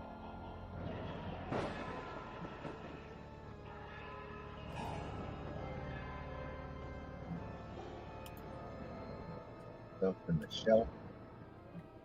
What happened? That's me, PBR. I post as captain because I'm in his. Oh yeah, that's what I was telling him. He does the most awesome paper cutout comic art. Yeah, it's great. Yeah, he does. Those rockets are great. Yeah, that's a really cool collection there. What happened? I don't know. He's got to go out and come back in. Oh, that's me. Yeah, here he will.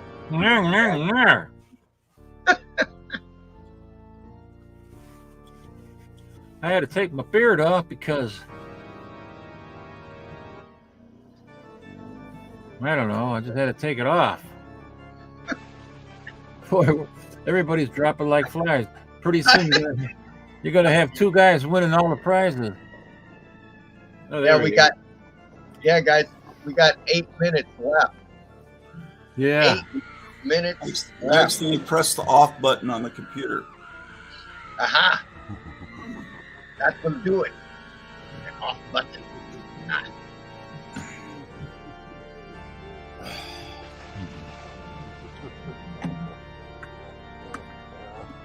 Let me exit the studio for about a minute, and I'll be right back. Okay? Okay.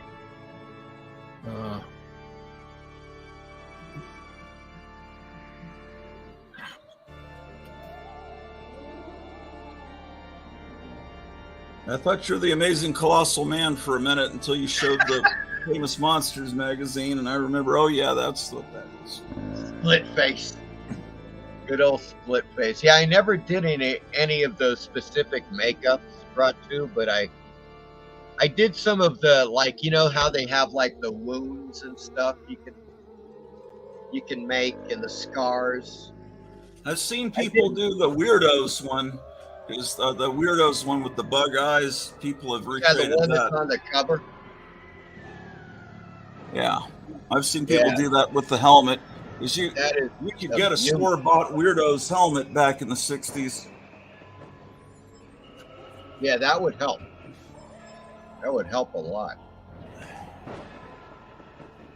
But they have a lot of cool, really cool makeups. Obviously, it gets extremely, it gets rather complicated, with some of these makeup effects. What kind of paint do you put on your face? Well, it's just typical, grease paint. Oh. Where do you buy grease paint? Also, you can actually get grease paint at Walmart, during the Halloween season. And Spirit of Halloween. And of course, sometimes I just order it because some things you just can't get, but also another good thing that, people use because it actually stays on a lot longer for black is eyeliner. I mean, that stuff is like, it stays on until you're ready to take it off. It doesn't smudge. Once it dries, it's just set, So a lot of parts, my nose, eye here, stuff like that is eyeliner. Just get that sucker in there, and it's pretty good. It lasts a good long while. Yeah. PBR says, I think I've lost 10 pounds in this ape suit. Well, you don't have much longer to go, PBR. It's 8:55. People have Did you 5 take a screenshot of everybody as they came on to show them to people that... No, I didn't. People are just going to have to remember. They're just going to have to remember. You know what, Dratu? We've got 5 contestants. I think it's pretty easy just to bring them back on. You know what I'm saying? Yeah. Oh, okay. I mean, if we need to. I've got them kind of fresh in my mind. Well, Night Tiger's probably already, crashed. Yeah, he's crashed. He's out. He's in, but he's out for, the night. He's in, but he's out. He's in, but he's out. Yeah. So, I remember quite clearly, thus far we have PBR, Street Gang as Roman from Robot Monster. We have Graphic Man as Ghost Rider, who I remember quite clearly. And then Hippie's Collectibles was what I call the Grim Reaper. He Yeah. looked like he had the skeleton with his hands. And Kind of then, like the of course, Crimson Ghost a little bit, but without the red. yeah, he kind of did. It looked pretty cool. And then, of course, you. And what do you call your character? Does he have a name or? I don't know. You got to give him the vote just for wearing a mask for 2 hours. What do I call the character? You mean? Yeah. Well, I was calling him Count Verga. Oh, so which is a very bad word in Spanish. Which is why probably people were saying, blah, blah, blah, said a bad word. Because Verga. Doesn't matter. Okay. Do a translation. Okay. And then, of course, Night Tiger was, originally Night Tiger was, he was the killer clown from outer space. Yeah. Yeah. And then he kind of changed his outfit to Slash from Guns N' Roses, I guess. Yeah, I hear that the big thing at Spirit this year is they I guess they got the license to Killer Clowns from Outer Space, and there's tons of the costumes. I don't think anyone wearing the costumes has ever seen the movie. But, I get that feeling too. I remember it was a big event for me because it had Dickie's music in it, and I really liked that band. Yes. It was a pretty good They movie. did the theme song brought to. I saw him back in the day in the '80s in Los Angeles. I don't know, at least a dozen times on stage, doing it, Killer Clowns, as well, of course, as I started going to see them when Dawn of the Dickies came out. That fantastic follow up to the incredible Shrinking Dickies. And that was it. I was just like, holy crap, there's a punk band that's like completely into sci-fi and horror. This is my kind of thing. And one of them's named Stan Lee. The guitarist, the fantastic Stan Lee, and you got Leonard, the singer. And they're still doing it. It's Stan Lee, Leonard, and another guy from the original group. And they've got two new guys, I haven't seen them since the 90s. They're still going. They are still going. They started, an interesting thing about the Dickies is that they are the most successful cover band in rock history. Yeah. People do not realize that they were also the first punk band to get signed by a major label, which was AMC Records. In 1978. Well, I guess they were considered less threatening than some of the other bands that were, Yeah. Well, they were all about sci-fi and horror and stuff. They were. They. As a matter of fact, they were a bit. How should I say? I'm not going to say right wing, but they definitely were not left wing. There's no doubt about that. They were just like, maybe they were more like, fuck you wing. I don't know. They just didn't give a shit, and they really had no politics whatsoever. It was all like, doing songs based upon sci-fi and horror films and a lot of classic, sci-fi from the 50s and stuff. And I really dug the hell out of that. That was kind of like something I really zoned in on. So I ended up seeing them quite a few times back in the 80s.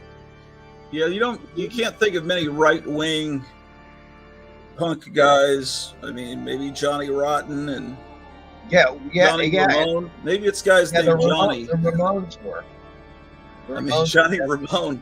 I mean, the story about him. He's pretty right-wing. Yeah. Oh, totally, man. The rest of the band was the complete opposite. So they looked at him as a Nazi, and he collected German memorabilia. So it. So that is Joey Ramone's girlfriend left him and went with Johnny Ramone, and that's where the song "The KKK Took My Baby Away" came from. Because Joey Ramone was referring to Johnny as the KKK. Never even heard of it. Great. That's so great. Ramones, yeah. That's a Well. What do you think? Rock and Roll High School, man. Yeah. God, what a great movie. You want to take a vote on it or what? It is 9:02. It is time. Mhm. That's it. We've got our lineup here. And so here's how we're going to do it. I guess everybody in the chat right now can vote. And should we vote by number or should we vote by name? What do you think? Like I could go PBR. Well, then we got to give everybody a. No, I just would say vote for the name, for the character that they were dressed as. Okay. All right. So we have, folks. Here we go. The voting will commence. Can you vote for yourself? Is that fair? No, I don't think so. Or what do you think, Captain Strange? Well, I don't think. Well, we just vote for somebody else. I guess nobody can vote. Yeah. Well, I don't know. Maybe you can vote for yourself. Can presidents vote for themselves? Yes, they can. Yes, they do. All right. Well, then you can vote for yourself, President.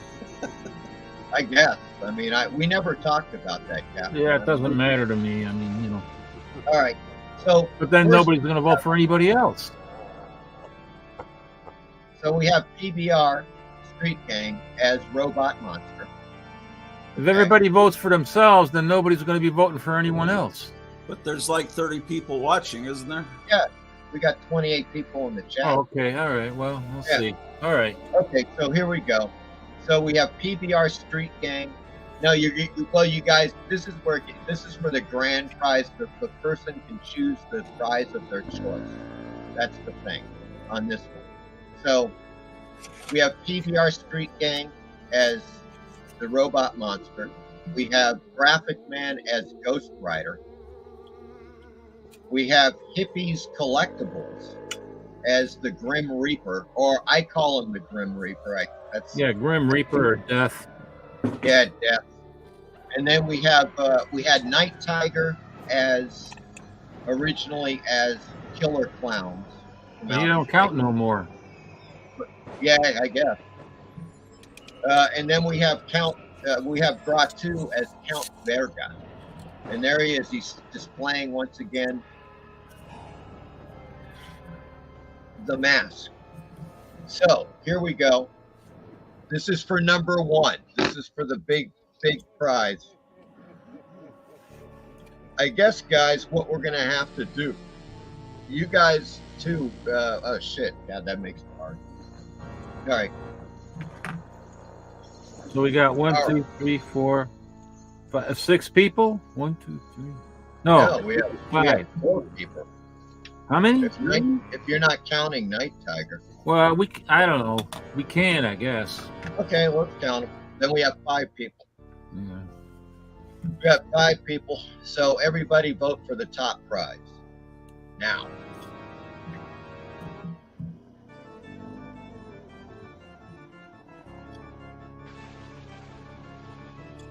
Okay, so I'm gonna start adding these up. Shit. PBR Ghost Rider. 1.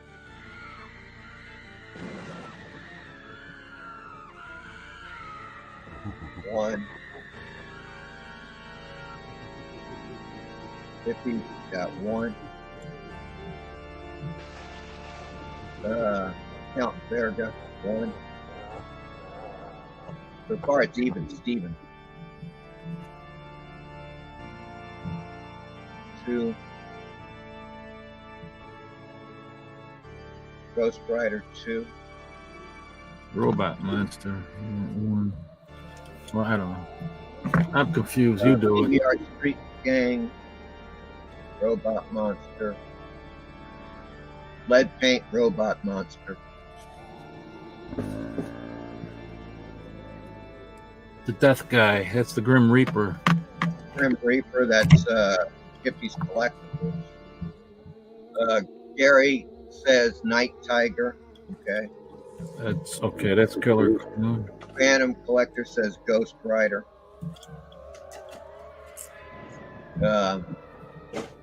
Okay, wait a second. Greta Orloff is now here. Okay.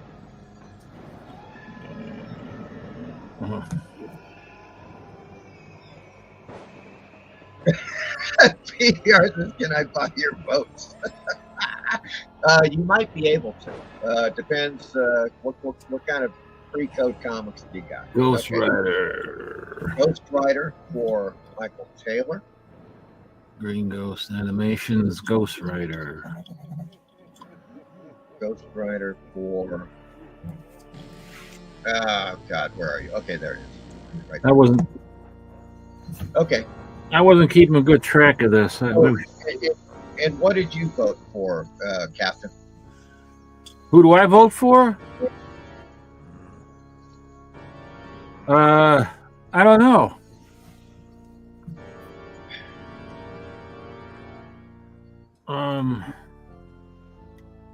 I don't know.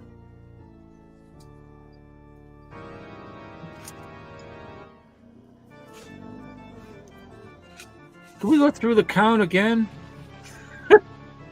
Did you say Robot Monster, Captain? No. Can we go through the count again? Okay. PBR Street Gang, Robot Monster is 4. Ghost Rider is 5. Hippies Collectibles is 2. Count Verga is 3. Night Tiger is 1. Night Tiger is 1. Yeah. I don't know. I feel like I don't want to vote.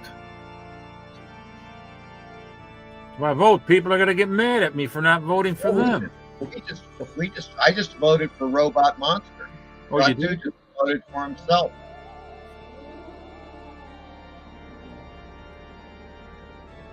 Well, I don't know. I kind of like Ghost Rider, but...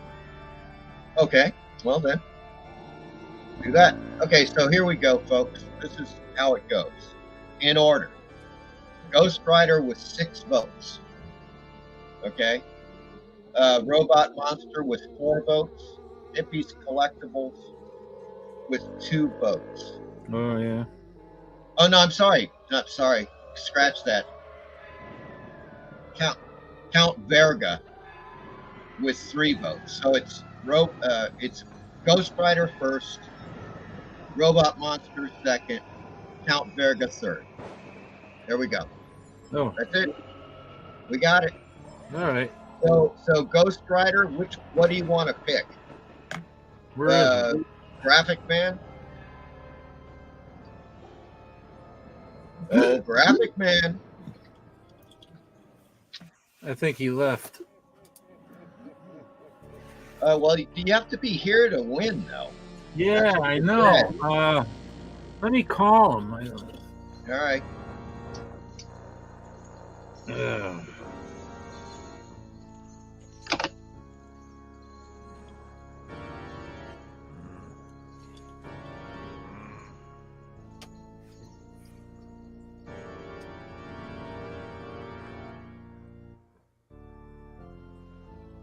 Hey, you got to be in the chat to vote. Okay. All right. Hey. All right, he's coming in. Okay, good. Hey, Mr. Nightfall voted for me. I got a vote. Oh! Even though I'm not eligible. That's right. We're not eligible. But thank you, Mr. Nightfall. Oh, well. He says, way to go, people. Very cool. PBR says, yeah, Ghost Rider. Gotta love the Ghost Rider.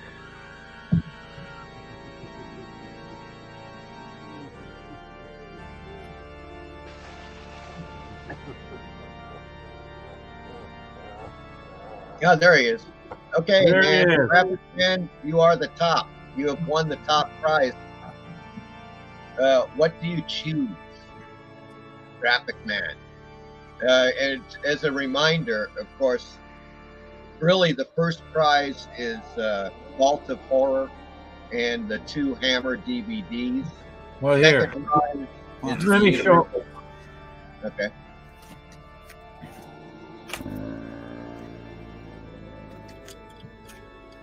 What is this? This is number 1. Yep. Okay. Two Hammer film collection, and Aunt the Fear number 25, 1954. Yeah. And these. And then there's the Universal Monster Mystery Box. So just keep in mind that's got a lot of great Universal Monster stuff in it. And then third prize is, of course, the stuff I've got, including the Dave Stevens Mr. Monster number 2, the volume 3 of Black Cat Mysteries from PS Art Books. And do you have them there? Yeah, they're in the back. Okay. All right. Yeah, I've only published it like 20 times. Yeah, right. Okay. Right. Surviving the Horror. Great live stream, guys. It was fun to watch. Okay. Did you vote Surviving? Some people just didn't even vote. Oh, well. What can you say? So in any case, Graphic Man, what would you like? Which prize?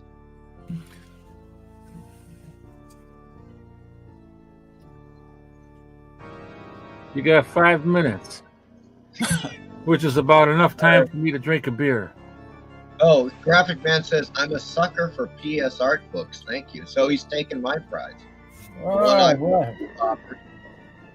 Good show, Graphic Man. I'll just have to get your mailing address. Congratulations, man. I think you're going to enjoy it. Let me go solo here for a second. Yes, please do. Now that he's won that, I'll show him what. Ladies and gentlemen, let's show you what he won. Something like that. Can you get me a beer out of the fridge while you're there? Uh-huh. There, of course, is the PS Art Books Black Cat Mystery Volume 3. This contains 5 comic books, of course, of Black Cat Mystery, perfectly reproduced by PS Art Books. The fantastic Mr. Monster Dave Stevens cover. And this is, of course, issue number 2 from the 1980s. Golden Age Men of Mystery, a fantastic issue in awesome shape. Most of these actually all these comic books are very fine near mint. So. Another great 1986 issue of Mr. Monster. This I've never is the seen year that they one. were nominated for the Kirby Award for Best in Series. And of course, Dark Horse number 100. Dark Horse Presents, actually. Now it's got a Frank Miller cover, and then on the back, of course, this fabulous Dave Stevens Mimi Rodan cover. I've never seen that piece of art. I love Mimi. A copy of my film First Man on Mars, Blu-ray, right here. And of course, you are automatically entered to win one of 2 props that were used in the film. It does cover. It comes with a certificate. And it's signed and numbered? It is also signed and numbered. Your number counts as your entry number. Did you film that one before Witch Tales? Yes. This was 2000. Filmed it in 2015. Released in early 2016. Okay. So there's that, and that is the prize package. Once again, congratulations, Graphic Man. And so that means that Robot Monster PBR is the second pick on this. And so PBR Street Game, what do you desire? You have the choice of the Haunt of Fear Pre-Code horror comic and the 2 Hammer DVDs. And let's see. Let me get that. Give me on full screen, yeah. Let me get you on the full screening. There you go. There's the Haunt of Fear Pre-Code comic. And then and the Hammer DVDs. Or what's inside the fabulous Universal Monsters mystery box? maybe just a comic book and maybe nothing. Maybe a pile of the Wolfman's crap. We don't know. It could be no prize. No, it is fantastic. They're all fantastic. Yeah. PBR, are you there? PBR, he may have passed out from the excitement, folks. PBR, come in, Robot Monster, come in. Mystery box set, please. He's going for the mystery box. PBR. Now, should you reveal what's in there now that he's won it? Well, I guess so. That means that Gratu gets the, the 2 Hammer. That's the one I wanted.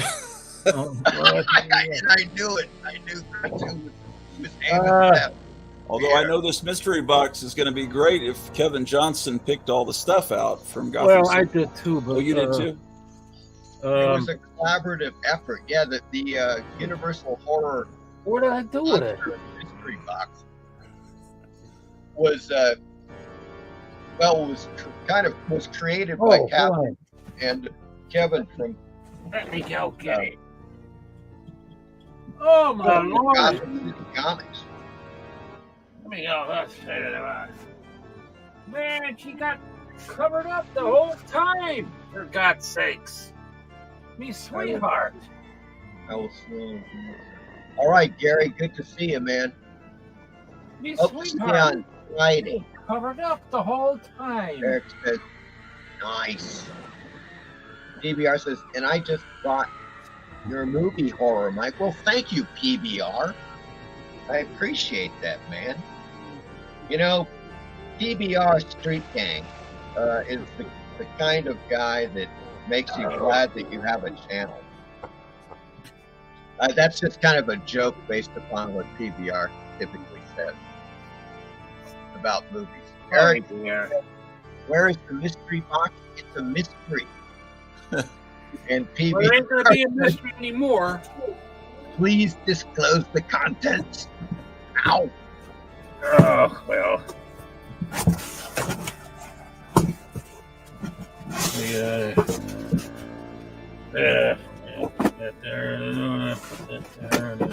Oh my God. Gotta get a smaller box.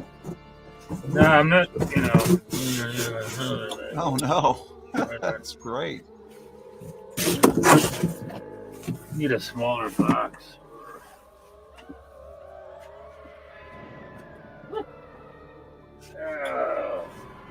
PBR, yes, you are now automatically entered to win one of 2 movie props from the film.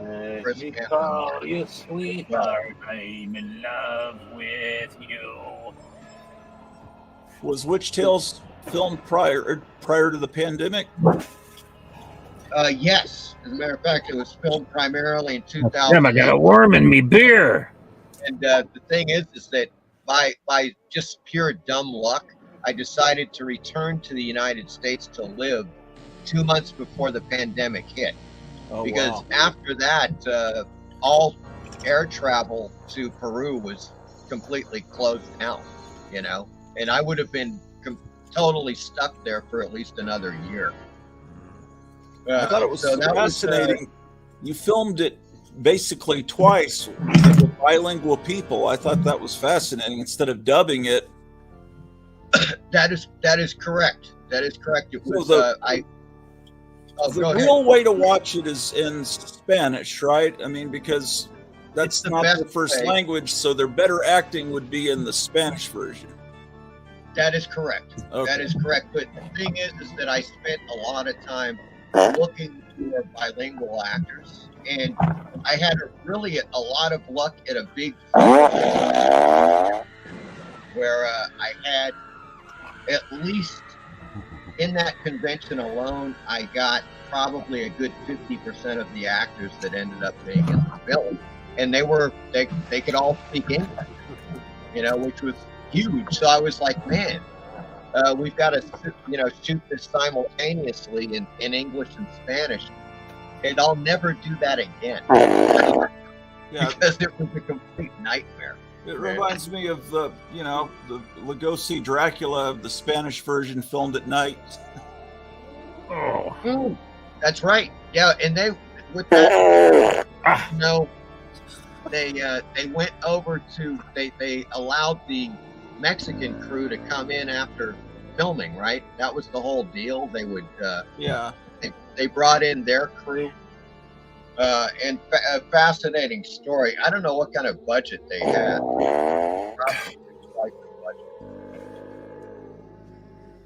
So Captain Flatulence has something to say. Here we go.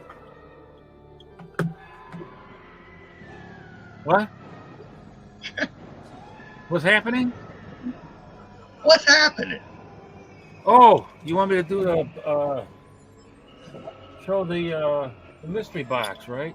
The mystery box. Well, there was a lot of stuff that I bought too, and I was going to include some of it, but there was one thing that I wanted to keep. So, but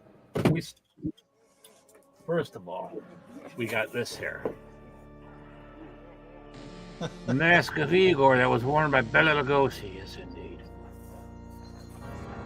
That is just awesome. That is from Retro A Go-Go. $30.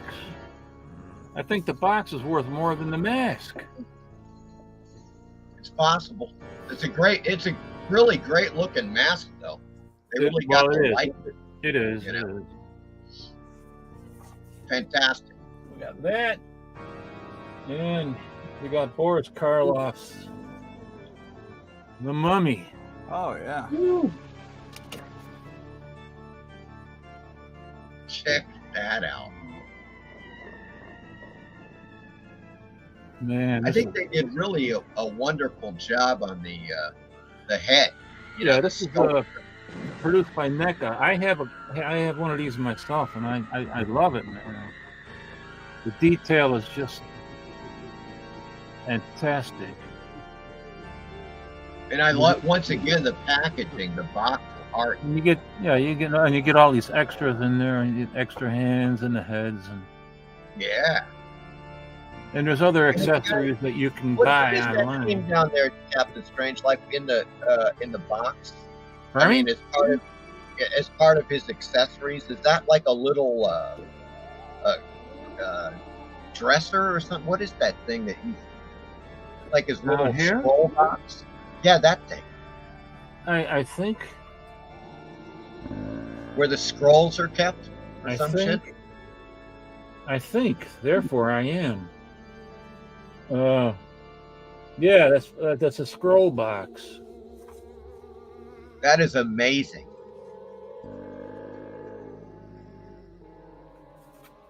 Fantastic. The detail is just great, man. Yeah, I mean, I have one myself, so.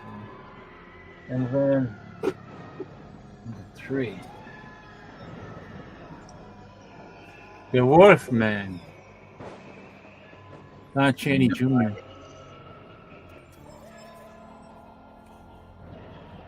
That is beautiful.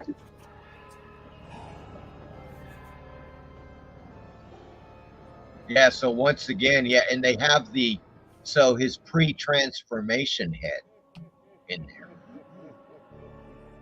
Larry Talbot and the Wolfman. Just fantastic. I mean, NECA did a fantastic job with these things. Unbelievably fantastic. They did. Some of the best stuff I think they've ever done, was with these Universal monsters.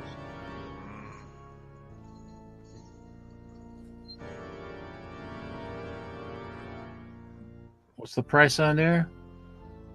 I don't know. Oh, $35. Yep.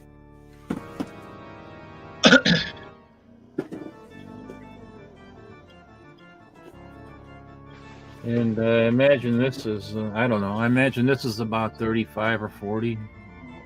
Yeah, that would be the same, basically, in and around that. So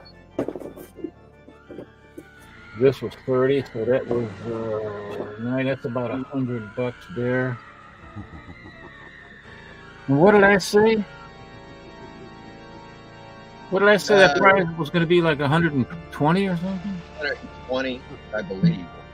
Well, I have to throw something in there then. Oh, hey, how about a copy of this? I'll throw in a copy of this movie. This is. Oh, wow. That's the Criterion edition. Yeah. Of Naked Lunch, right? Yeah, I said it would be like. I've got that. And it's fantastic. Yeah, because I did say 120 or 130 or something, so that that would come to 95. So this would make it 100, at least 120.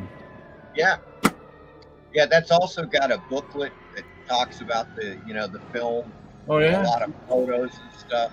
It's just such a great movie. It was I mean, it is kind of weird if you've ever read the novel Naked Lunch by William Burroughs. It's not the novel, but of course, if they did the novel, it would have been X-rated, strictly. But it's more about an examination of William Burroughs' life and his descent into drug use, and all the shit that happens, as a result of that. He just loses his mind, basically.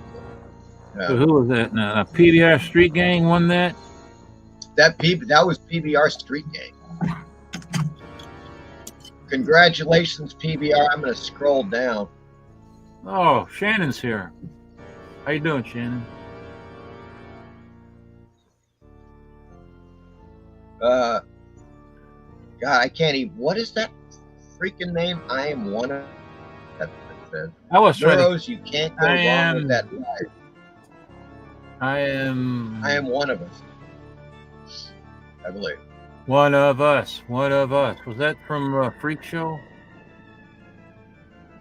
Freak Show. Yeah. Freak. No, Todd Browning's the Freak. That's Todd Browning's the Freaks. I'm that Freak Show. Todd Browning's the Freak. That's right. I am one of us. One of us. Very good likeness of the Universal Monsters. Those are the most right on that I've seen. The detail is pretty astounding. Sumerian. The Sumerian is here. I am one of us. By Crom. It's the Sumerian.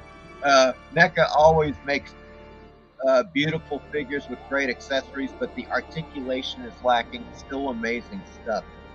Yeah, those are the types of figures, though, that you don't really do that with those. They're definitely display types. They're not really on the posable thing. I just wanted to mention this. This is a lower grade. I mentioned it several times. You're aware of that, right? Yeah. It's together. You taped it back up. Oh, I didn't know if you've seen that video or not. Oh yeah, I am. Okay. Well, but it's still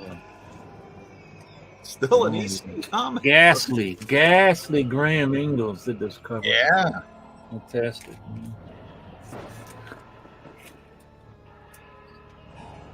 I was going to actually sell it on eBay because I do have another copy, but then I thought, well, it'd be good to get it.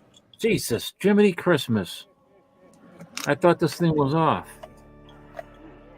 It does it by itself.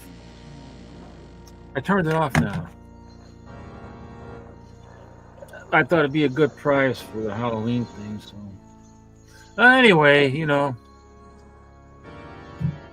chances of winning were really good for these people, I guess, huh? Yeah. I wish more people would have been entering, but you know, it Yeah, is what it is. I thought it'd be like a dozen. Yeah, see, I kind of thought so because Mike was saying, "Oh, there's going to be like 15 people. We're going to probably have about 15." And I don't know. I guess he's more optimistic than I was. I mean, let's put it this way: I had 5 last year, and my channel I had like 200 subscribers. Did Meyer win last year? What was that? Did Meyer Greenblatt win last year with his gorilla? Meyer won Greenblatt. Gorilla. People voted for him because he had that mask on for a long time. Man. What happened to him anyways? I haven't seen him around. Does anybody know? What happened to Meyer? I think, I don't know.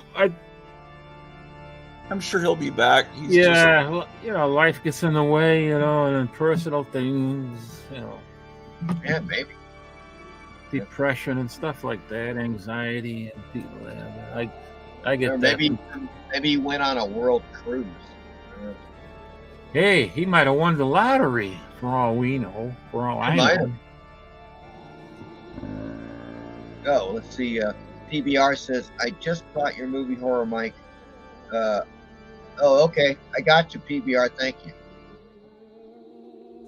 And the Sumerian says, "Has anyone talked to Mike from Comic Crypt of Castle Hills? Is he coming back?" I haven't talked to him lately, but I was going to call him today, but I didn't. I'll probably call him tomorrow. Everybody wants him to come back. I mean, you know, but... Yeah. PBR says, "Mystery box for the win." Indeed. A great selection there, PBR. So he's going to have to send me the... how do I get his address now?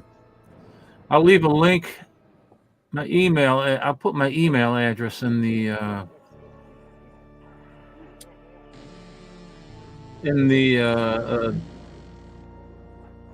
what is that? In the replay. Oh, okay. When we upload the video. Oh, yeah. Well, you can just do it. Yeah, it'll automatically upload it. You can drop it in there. Yeah, I'll drop it in there. So PBR, and then he can contact me through there. Just go to the video on replay on Captain Strangelife's channel, and he'll have the info in the description for you.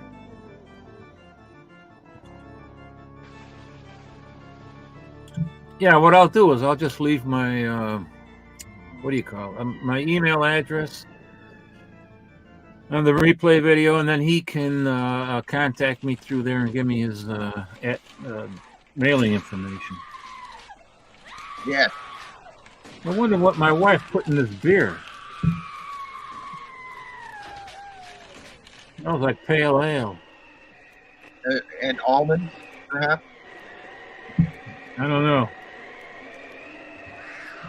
I got to show you something real quick. Raccoon wins again. I got it at a thrift store years ago.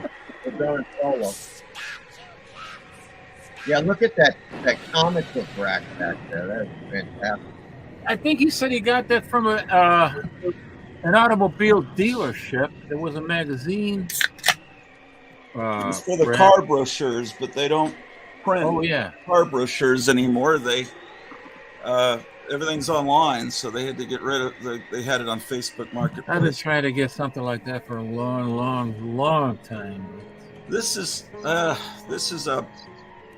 something you drank out of, but I don't think I can show you the handle on a family program. Oh, you can show me the handle. I want to see the handle, man. Well, I don't want Facebook.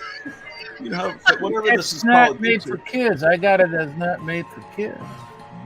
All right. Well, it's not like it's pornographic. 1971. I'll go and show. Oh, that's great. This had to belong to like a biker or somebody, you know. Yeah, that's great, man. I like. Oh man, look at that. I thought my mug was great, but you got one too. Oh, that's pretty cool. It's like 3D. It We'll do is. this on your next 3D program, Horror Mike. It's like Planet of the Apes. She's spraying you. Don't you hate it when you go to the eye doctor and they do this stuff to you? I'm allergic to cat There's piss. just going to be a little puff of air blowing in your eye. I'm allergic to cat piss. Oh, okay. Well, this is the wrong place for you then, man. Because there's well, they aren't as bad as they used to be. Oh man. Cat pee. I should have said pee, not piss.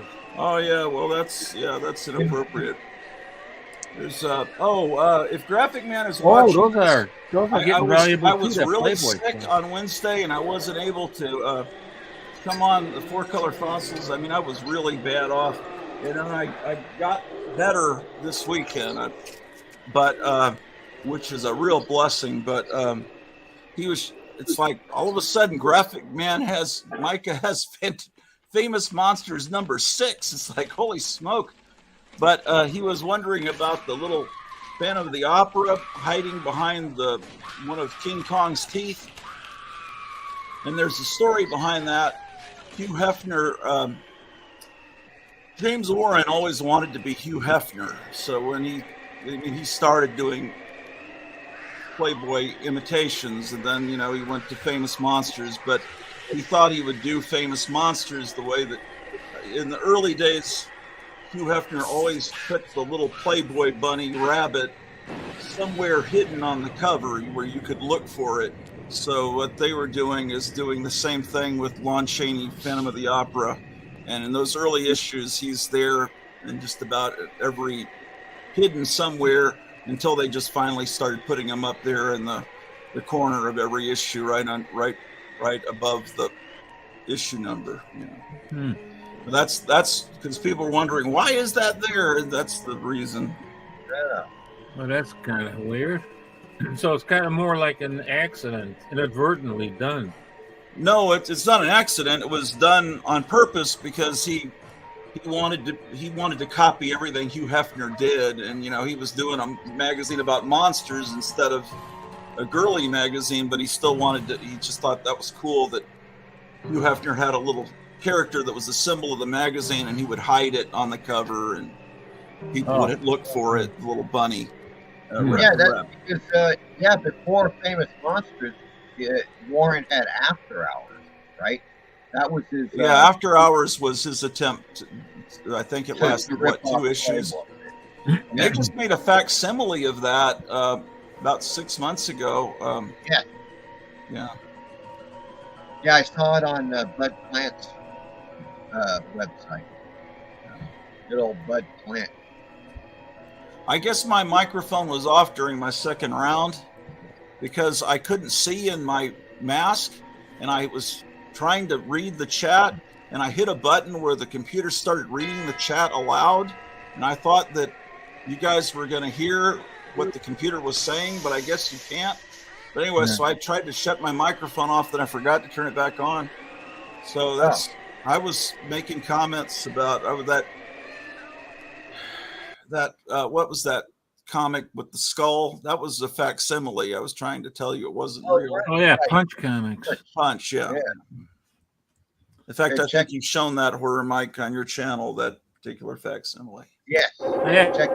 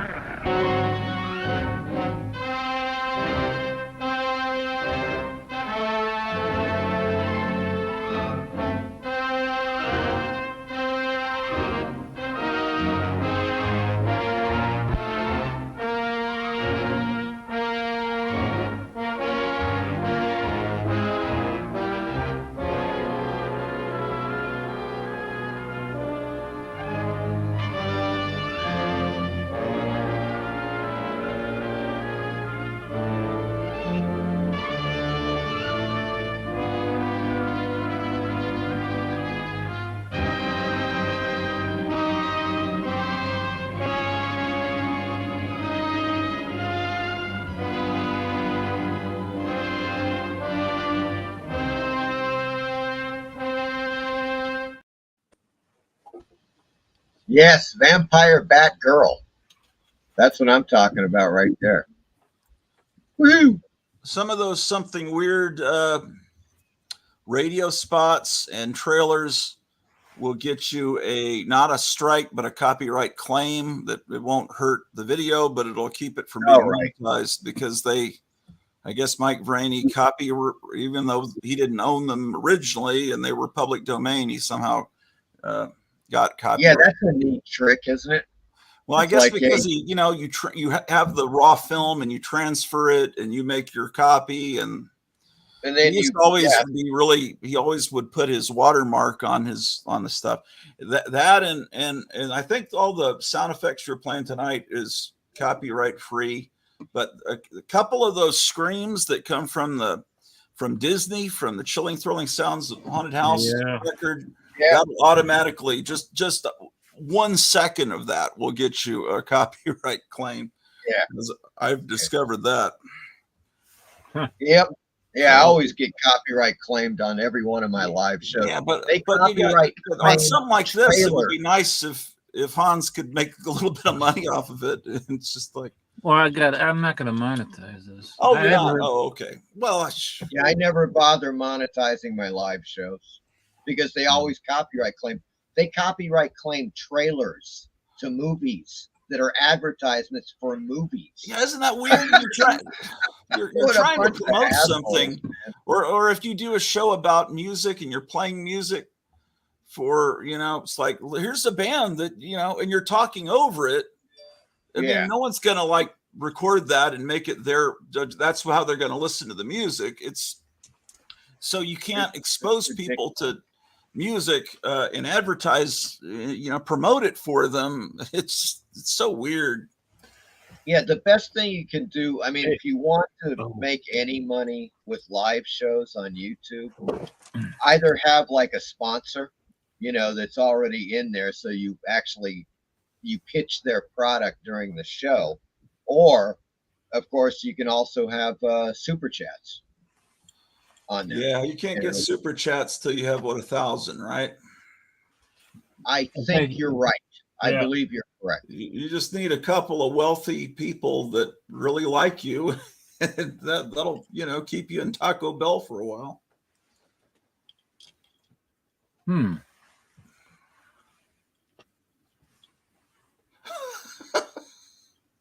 trying to. My door is opening up.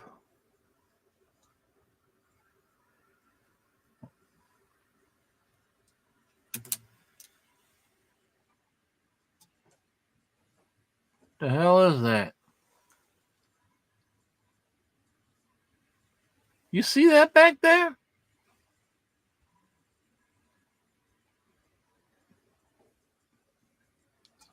It's terrifying. Are you going to film a show about the installation of your furnace? That's coming on Wednesday. I don't know if I should film that. I think it would be fun just so that people can see how do you bring a furnace into a place with this amount of collectibles. I guess I could. To me, that's interesting, but then I may be the only person. Maybe people in the chat, to me, just because it's like a Rubik's Cube, you had to move stuff, and now I guess you'll move it back, and then what? In a year, you're going to move it all again. It's also. You see that? I got stuff moving in the background there. Oh. You see that? That's pretty good.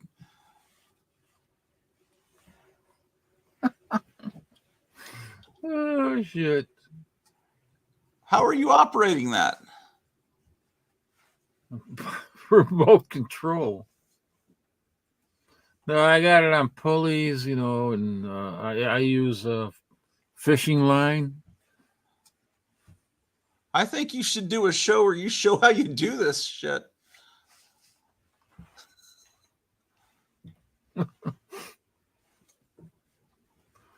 That goes right out of sight, and then it can come, flies all of a sudden. And then the door opens up, I got that. And then there's I got too much light, but there's a skull back there, and you can see some of the things moving in the bottom because I got a fan in the back of it, so you can see some of his scrap clothing floating around, blowing around. Do you normally film at night? Normally, yeah. Because the show you put up yesterday, I guess, you could hear someone mowing the lawn very clearly. I thought that's a good microphone. Yeah. That must have been during the day. That's what I use here. The Blue Magoo. What do they call that? The Blue Yeti. I don't even use a microphone. I just talk into the computer. You use the microphone from the computer, right, or from your phone? I don't put headphones on. I've had luck without using headphones, but sometimes I found that I did need to put them on, depending on whose stream I'm on. But yeah, so that's about that. I don't know. Oh, hey, can you see that? That spider up there on the yeah. Wait a minute. You can see that moving around. The head's moving around. The spider's trying to eat the head and back of me. The zombie head, scarecrow head.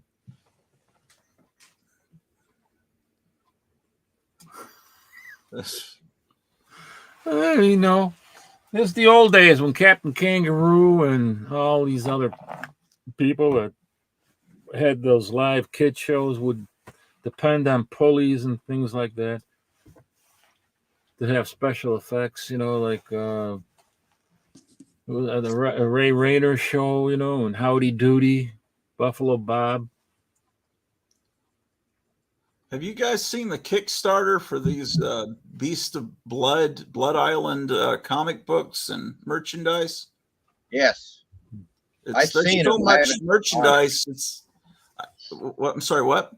I've seen them. I haven't bought any. I mean, I've got the DVDs. You know, the Blood I've Island had those, but yeah. And I've got the poster where he's taking his head off, but it's just so many hookers chained up in my basement. If I did, I wouldn't be sitting here right now.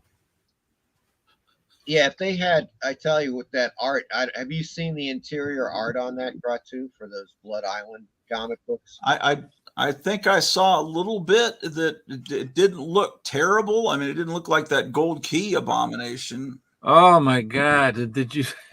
Yeah, I saw that. You know, I was so disappointed, man. I had a feeling it was going to be that way. Yeah, I did too, but I was hoping, you know, that I'd be wrong. But there's so much bait and switch crap; it's just hard to believe. Yeah, you get turned off from buying a lot of the new stuff because of that. Eric says, "Do you have any hookers chained up in your basement?" Yeah, that's what I just. I wouldn't be sitting here right now, but I'd be where the action is.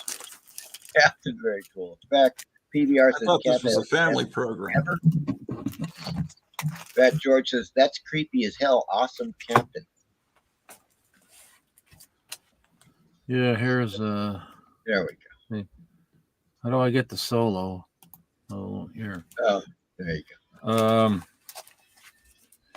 Yeah, I mean, this is, you know, this is the variant. Yeah. Of first issue. Right. And you know, it's like $25 or $20 if you have a discount. So why would that not be the main cover? Why would they use that? That's what I'm saying. I mean, that's exact. I mean, these are the old Gold Key issues with Boris Karloff, and they had the great covers on them like this.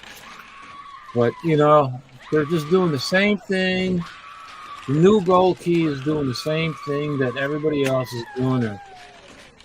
They're giving you the shitty artwork on the inside, and then they're selling, you know, a great-looking cover. And this is actually a homage cover to, I think, issue 23. I don't think the guy really doing that has any clue what he's doing and why he's doing it. I mean, it appeals only to people our age. Yeah. And we expect it to look like the old gold key, which they really, for the most part, the interior art wasn't that good, except for a few titles that had amazing artists. It was always the cover that was amazing. And then that interior art looked like, I don't know what that looked like. But the interior art of this, I mean, I was really disappointed in it, you know what I mean? Yeah. Talk about disappointed. Look at that guy's nose on there. I mean, yeah, that's. And then it's continued, so they make you buy another issue, right? I'm not interested in it. Yeah. Wow. I was really hoping that it'd be, you know, a lot better than. And then the second story's got artwork like this. And what the hell is this? I mean, what is this? This is not even anything that belongs in a mystery comic or horror or suspense mystery comic. I don't know. Disappointing.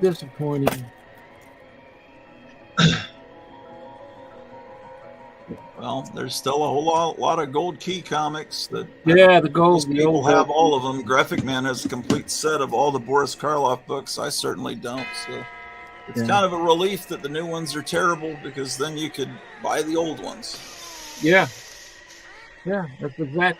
And you know what? That's what they're gonna do.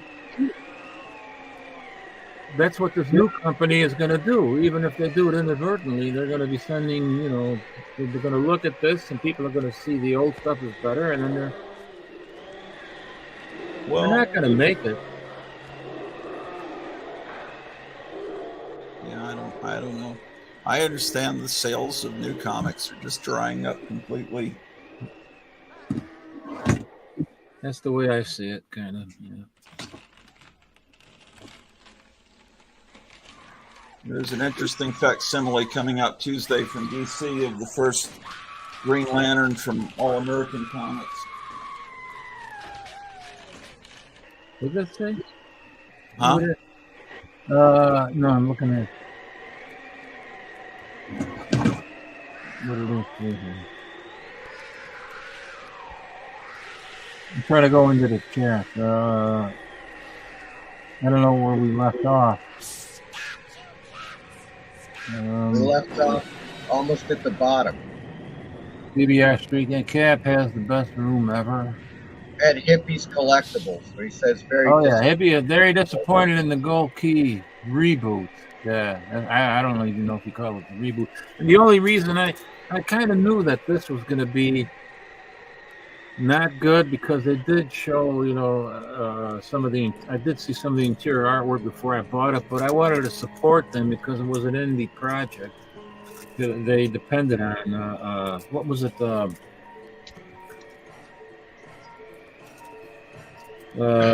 Kickstarter, you know.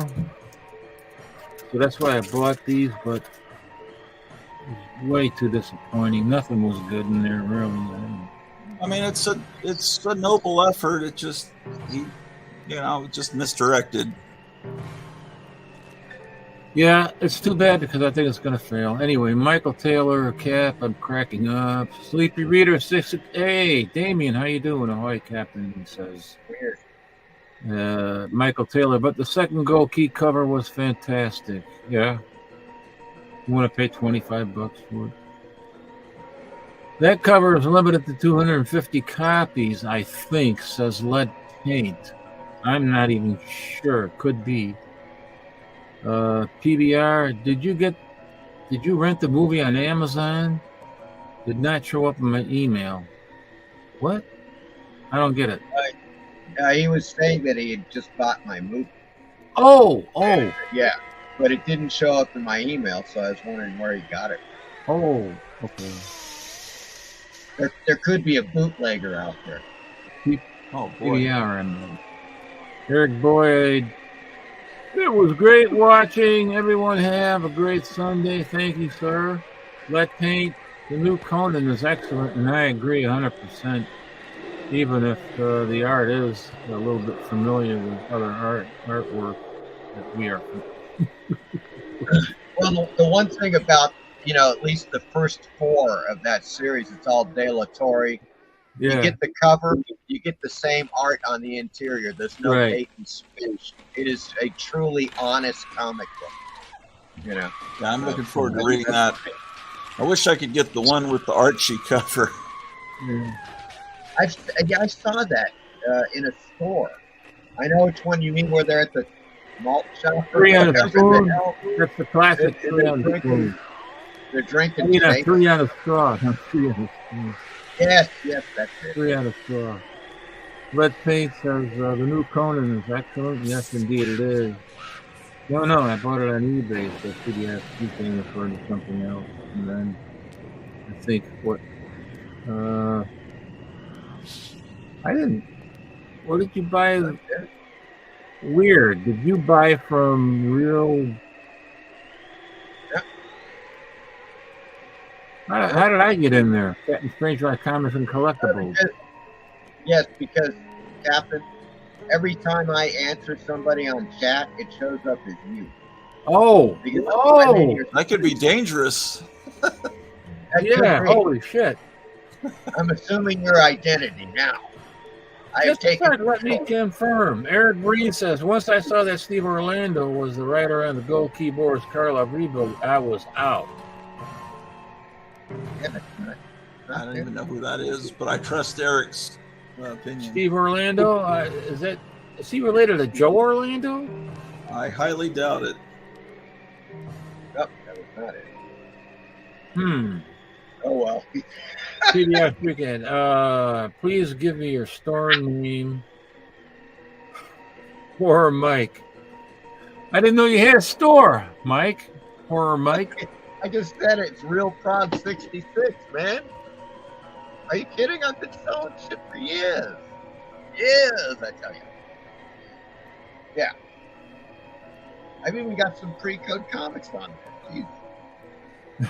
Jeez. You're confusing me, man. It's possible somebody's got a bootleg or somebody just decided to sell theirs. Or, I don't know. No.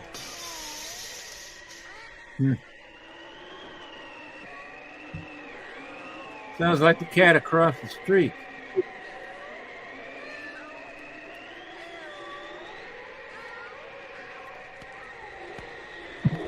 Well,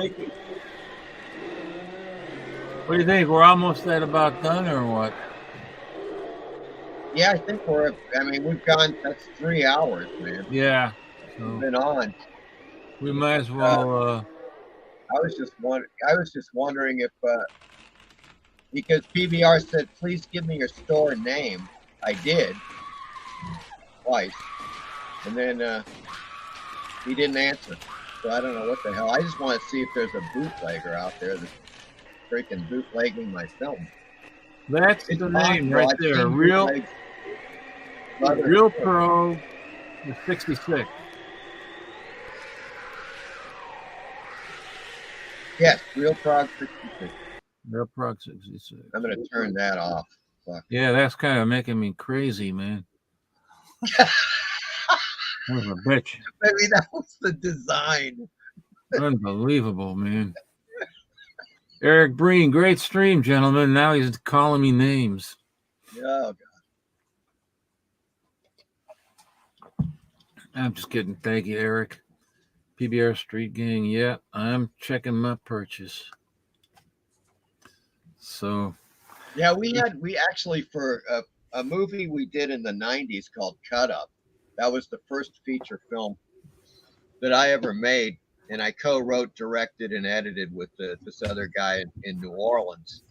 And we got distribution on it. And they, at that time, of course, VHS was still huge. This is 1994, and they just we found bootleg VHS copies. It was totally nuts, man. Oh, you know what? Speaking of that, in 2006, when I was at Novi, Michigan, at the convention there,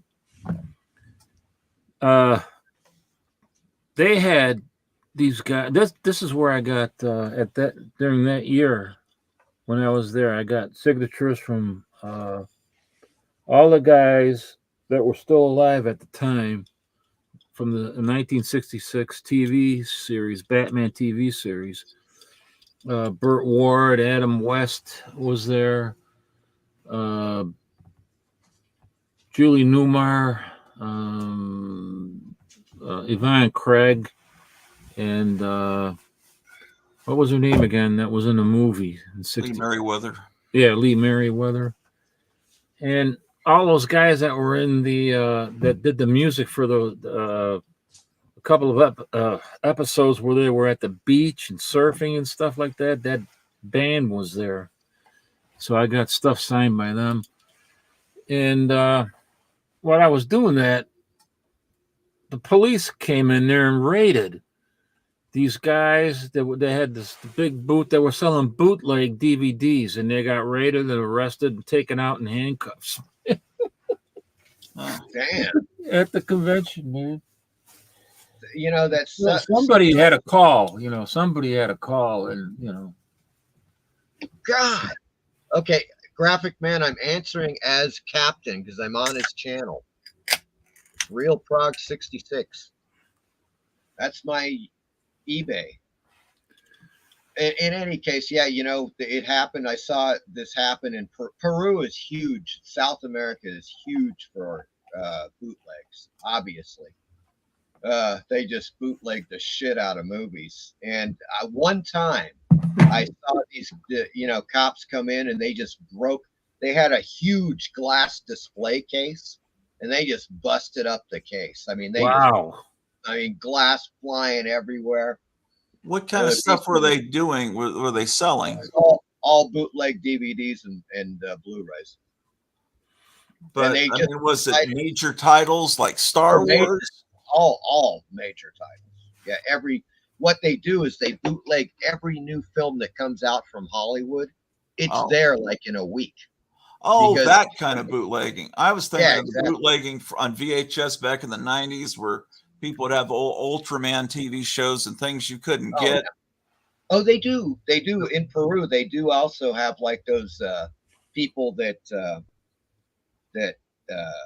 how should I say? Oh shit, he's talking about. Okay, that's Graphic Man. Yeah, it is Sanmento Labs, Graphic Man, for my email, not for eBay. They do that. You can find dealers that get all of the classic films and so forth in Peru. They get bootlegs of Criterion films and everything, and weird TV shows.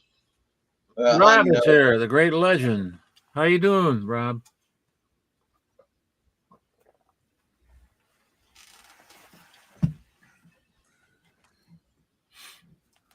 He is here. Well, I think PBR Street Gang got lost in his own. I don't know. Maybe he's talking to himself. He might be, and he may have lost that conversation. Michael Taylor says there he is right there. Yeah. Michael Taylor says, in the early mid-'70s, I met Adam West and Burt Ward at a car show. They were signing in costume.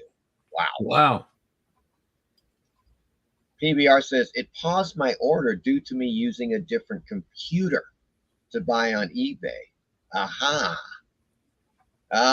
Okay. Well, that explains it. Well, at least it's not a bootleg. Yeah, maybe. That would have been. I don't think there's a demand for bootlegs because everybody is all the normal people don't like physical media now. They like to stream movies. So I don't. Most stores are stopping carrying physical media. I think normal Well, people you don't know, like it. actually, you're right. Yeah, Best Buy just announced that as of next year, they are no longer carrying DVDs. Yeah, Target also. They're Oh gone. man, But it's you the know what's really end of the strange world as about we that, know it. you guys, is that, for instance, I did a video on this because it was the weirdest thing. I had bookmarked a place that streams. It's called Voodoo. You go in and you just rent movies. You know, you can watch movies online. And they had Colossus, the Forbin Project. Remember that movie? Yeah, Fantastic. you got a lot of views on that. Yeah, it went nuts because, and it was true. What happened is I went back a few months later and it was gone from Voodoo. And I was like, well, I'm just going to have to find it somewhere else. Nobody else had it. It was suddenly gone from the internet, like gone from streaming entirely. And then I was telling people, hey, you should get DVDs or a DVD or Blu-ray of Colossus the Forbin Project because that may be the only way you can get it. And I kid you not, I am not freaking kidding. And it wasn't like I was trying to sell it, but I did have a link to it. And I did end up like selling 7 or 8 freaking Blu-rays of Colossus the Forbin Project off that video. You know, and I don't look, people love that movie, and it gets to the point where you're just like, okay, they can yank anything, they can censor anything, any streaming content on, you know, that's online. But with old DVDs and Blu-rays, once it's done, it's done. They can't do anything, you know, a damn thing to it. Until they come out with a new Blu-ray or DVD where they've revised the material, and they've done that already. You know, Disney has already done that to some of their films. Well, they'll stop making DVD players, and then you're going to have to scramble to buy new old store stock, and it's going to be real hard to play those. And then it's going to become like, oh, you have like a 78 RPM record, and there's no phonographs that play that speed. It'll get like, you know, it's they never really wanted us to own movies. At the beginning of the VHS, when it first came out, it was $100 for a VHS cassette. Yeah. They just wanted you to rent them. And now that's the whole new philosophy. They want you to own nothing and be happy and eat bugs. And they can control your mind more easily if you don't actually have access to things from the past. And they can control which movies you see. And you don't see movies that show that people used to have nice lives back in the 50s. They just want you to think the 50s was this horrible time. Yeah. And how dare Donald Trump say, make America great again? It was never great. And you will never see those movies and realize that there was truly once a Norman Rockwell reality. And they'll just say, no, that was never true. It just never was really like that. Yeah, well, they revised the hell out of the movies anyways. On you know, streaming, Disney has literally changed their films. Oh, yeah. You know, they as to not offend or to revise history itself. And it's, you know, that's why physical media can never die. I mean, it's in one way or another, it's got to exist because it's the only way that we can catalog films accurately. You know, I've been watching Frankenstein Jr. and the Impossibles on Internet Archive. I beam it from my phone to my Roku, and then I have the Roku going into an old DVD recorder so I can record these episodes. They'll never be shown on television anymore with all the weird villains and it's like the word Holocaust means one thing now, and it's meant that pretty much since the late 70s. But you look at all these old comic books, they use Holocaust all the time, just meaning a huge disaster. And this kid, what's his name? Buzz, whatever his name, Buzz, the owner of Frankenstein Jr. At one point he goes, "Holy Holocaust." It's like, and then another time he says, "Suffering crack pipe." And it's like, wait, they didn't even have crack back in 1966. What did crack pipe mean in 1966? But he makes some reference to a crack pipe. It's like, what? Well. There's Phantom Collector. He's absolutely correct. Physical media is all that matters. You don't own shit with digital.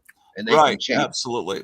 And it's the same thing. All these, I don't want to offend people in the chat, but all these people that I have my comics slabbed and I will read them online. It's like, yeah, maybe you will, but it's just not the same experience. And I don't think every comic's, maybe they are. I don't know how to get to them all if they really are, but it's just a whole different experience.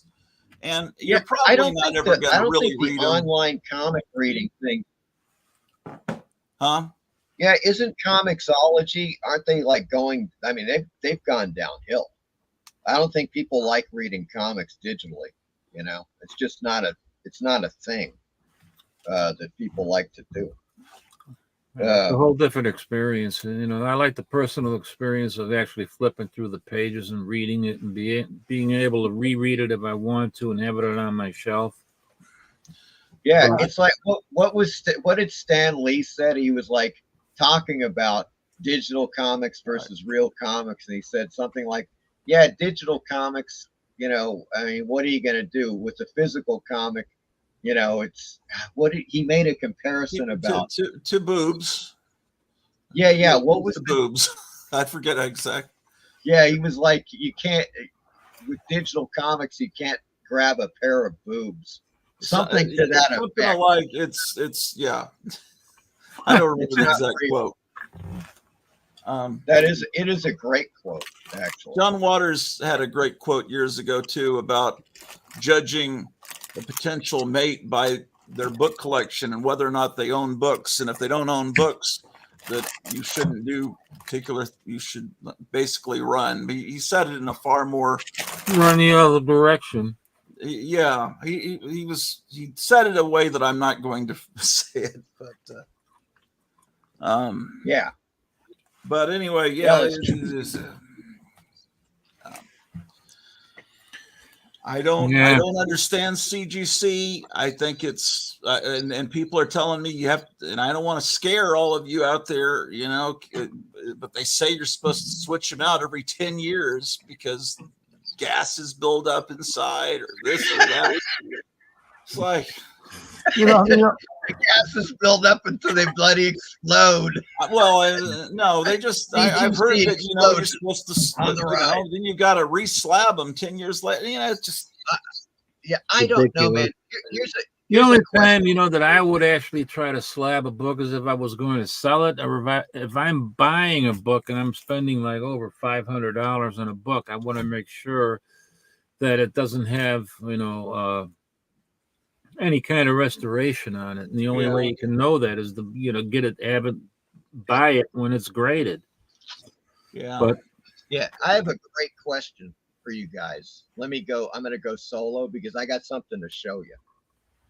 Okay, check this out. Now, this is a Marvel multi-mag, and it's got the 3 comics for, you know, 74 cents. Wow. And it just so happens that it's Avengers. Let me pull it out here. You're saving a penny. You're saving a whole penny. I mean, I remember getting these at the grocery store. And then on the second one's Conan. And the middle one is Jungle Action featuring the Black Panther. Okay. I forget. I think it's issue number 17. And so in any case, it weirdly enough, all 3 covers are by Gil Kane, right? You know, this point he may have been the hardest working artist at that time. I don't know, but he was doing a ton of stuff. But here's my question. Would love that package. Yeah, this is still bagged, right? It's still sealed. It's really actually in fantastic shape. And the comics appear to be in perfect condition, right? Well, you know how people tell you, and they're like, yeah, well, poly bags suck. You got to get the, you know, freaking Mylar bags.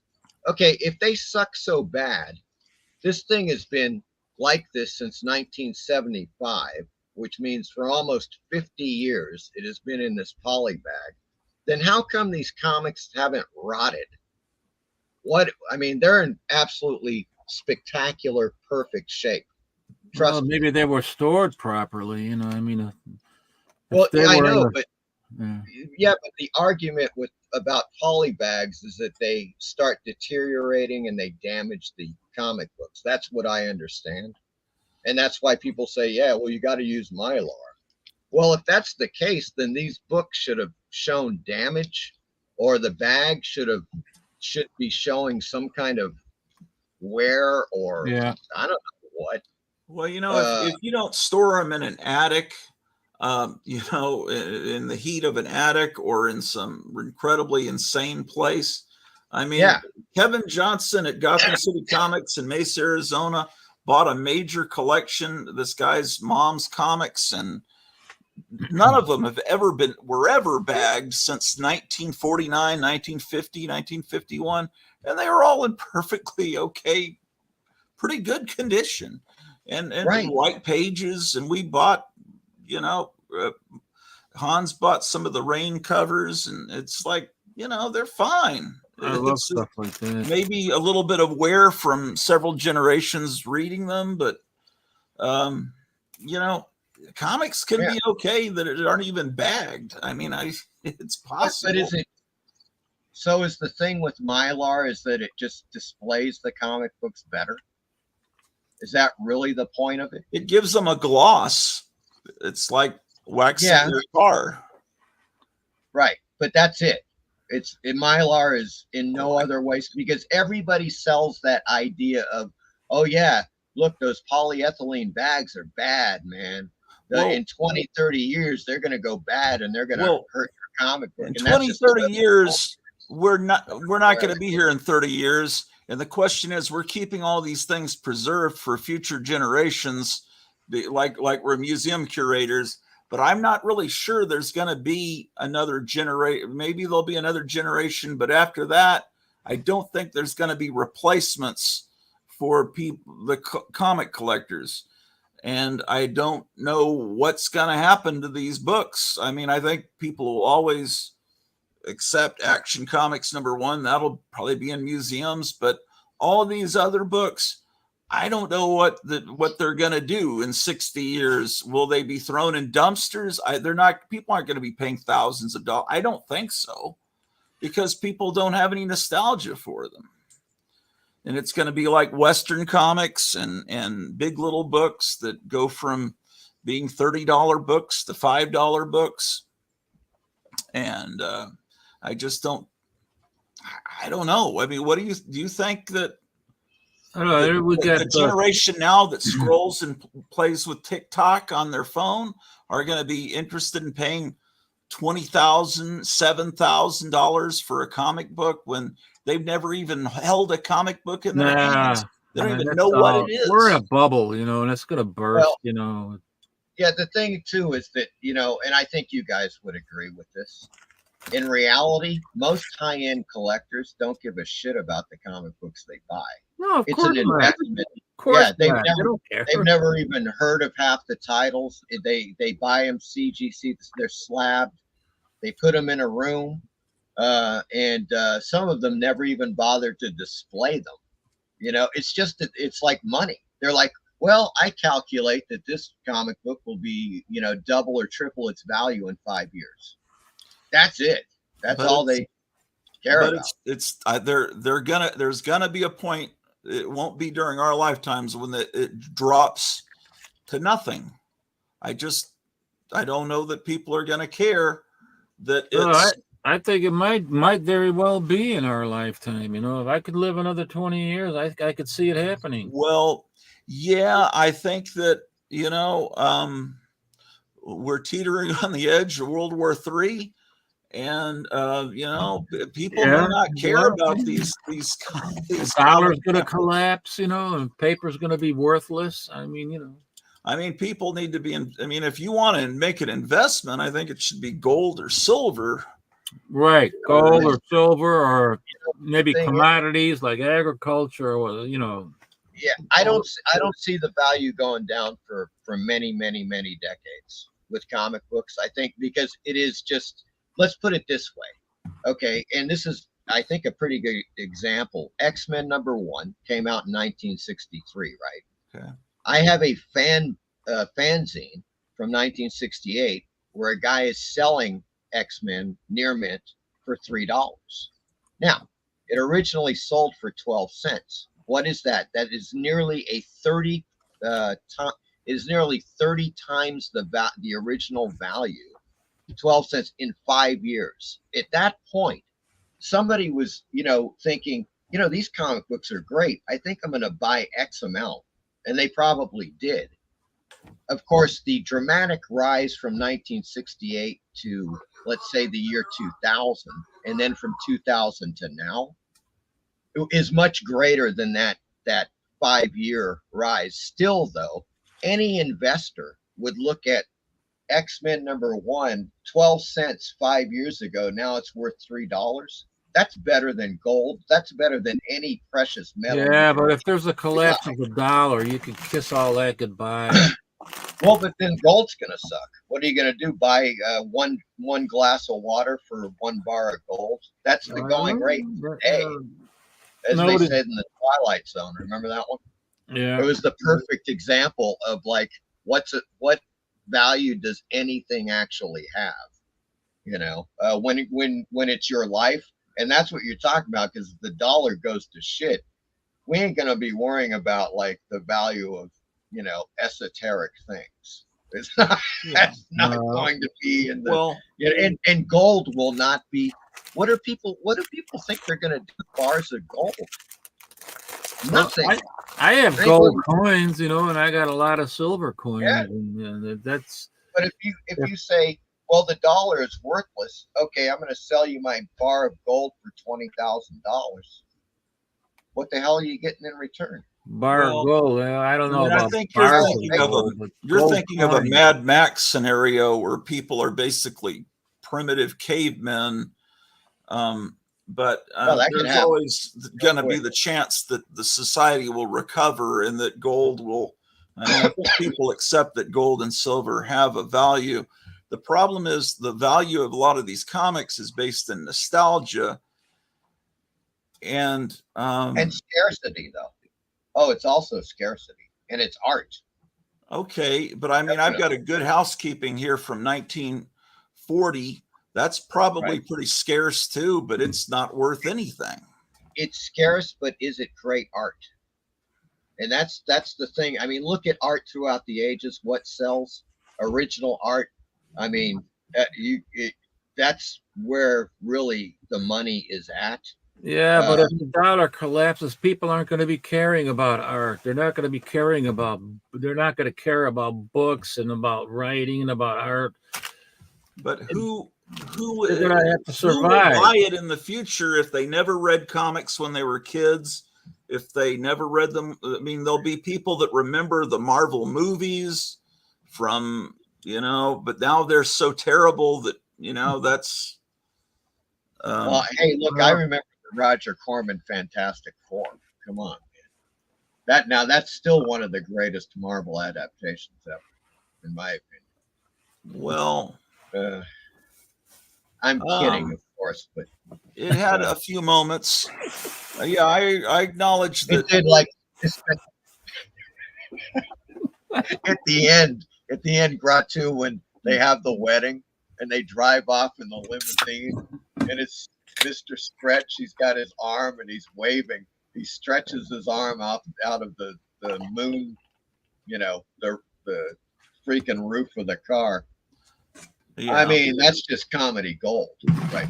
Yeah, and that's how people are going to remember the Fantastic Four is these shitty movies, because there won't be any people that remember these great Jack Kirby, Stan Lee books. They're only going to be remembered as those movies.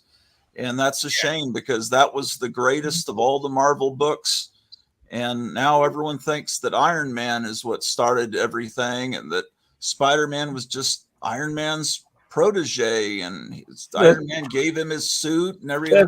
That's how, because they're watching the movies and they don't know anything about the actual history of the comic books of the company. That's the majority of the population that knows who these characters are, know nothing about the comics.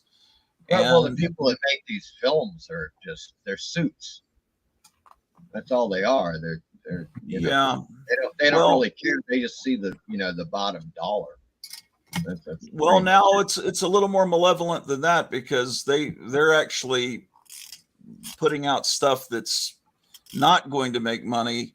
They're doing things for a political agenda where they know they're going to lose money, because I mean, they had it all perfect. They had the Avengers, and then they get rid of them all, and they're going to introduce little kids as the Avengers and women as the Avengers, when people were really liking that Avengers lineup, and then they just kill it all off and do this stupid.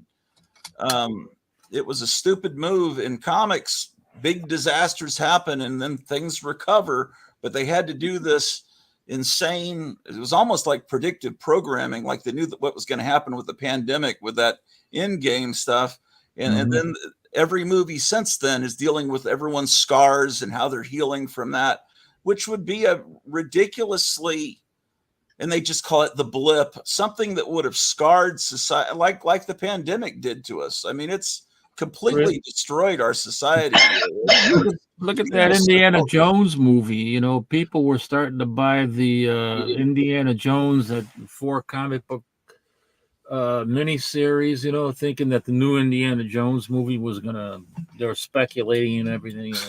And that turned out to be a ridiculously horrible movie.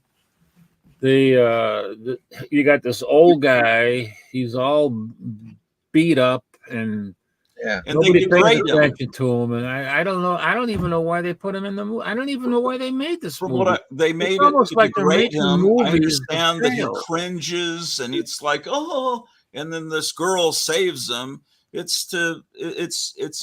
All of it is an attempt to. It's a psychological mind F on our society. They're trying to. Well, they want to change the whole culture of this country. Yes, and the there's world. a reason why. They're trying to bring in a whole different style of government, and they've got to crush us first, and crush our spirit, and destroy all our heroes, and make Luke Skywalker into a horrible person, and Indiana Jones into a weakling coward, and yeah, did you see he was, you know, he put his hand, you know, he's all freaked out about touching these night crawlers, you know, and centipedes and stuff like that, you know. It was so crazy because, you know, in the movies, you know, he just stuck his hand in there like it was nothing, you know.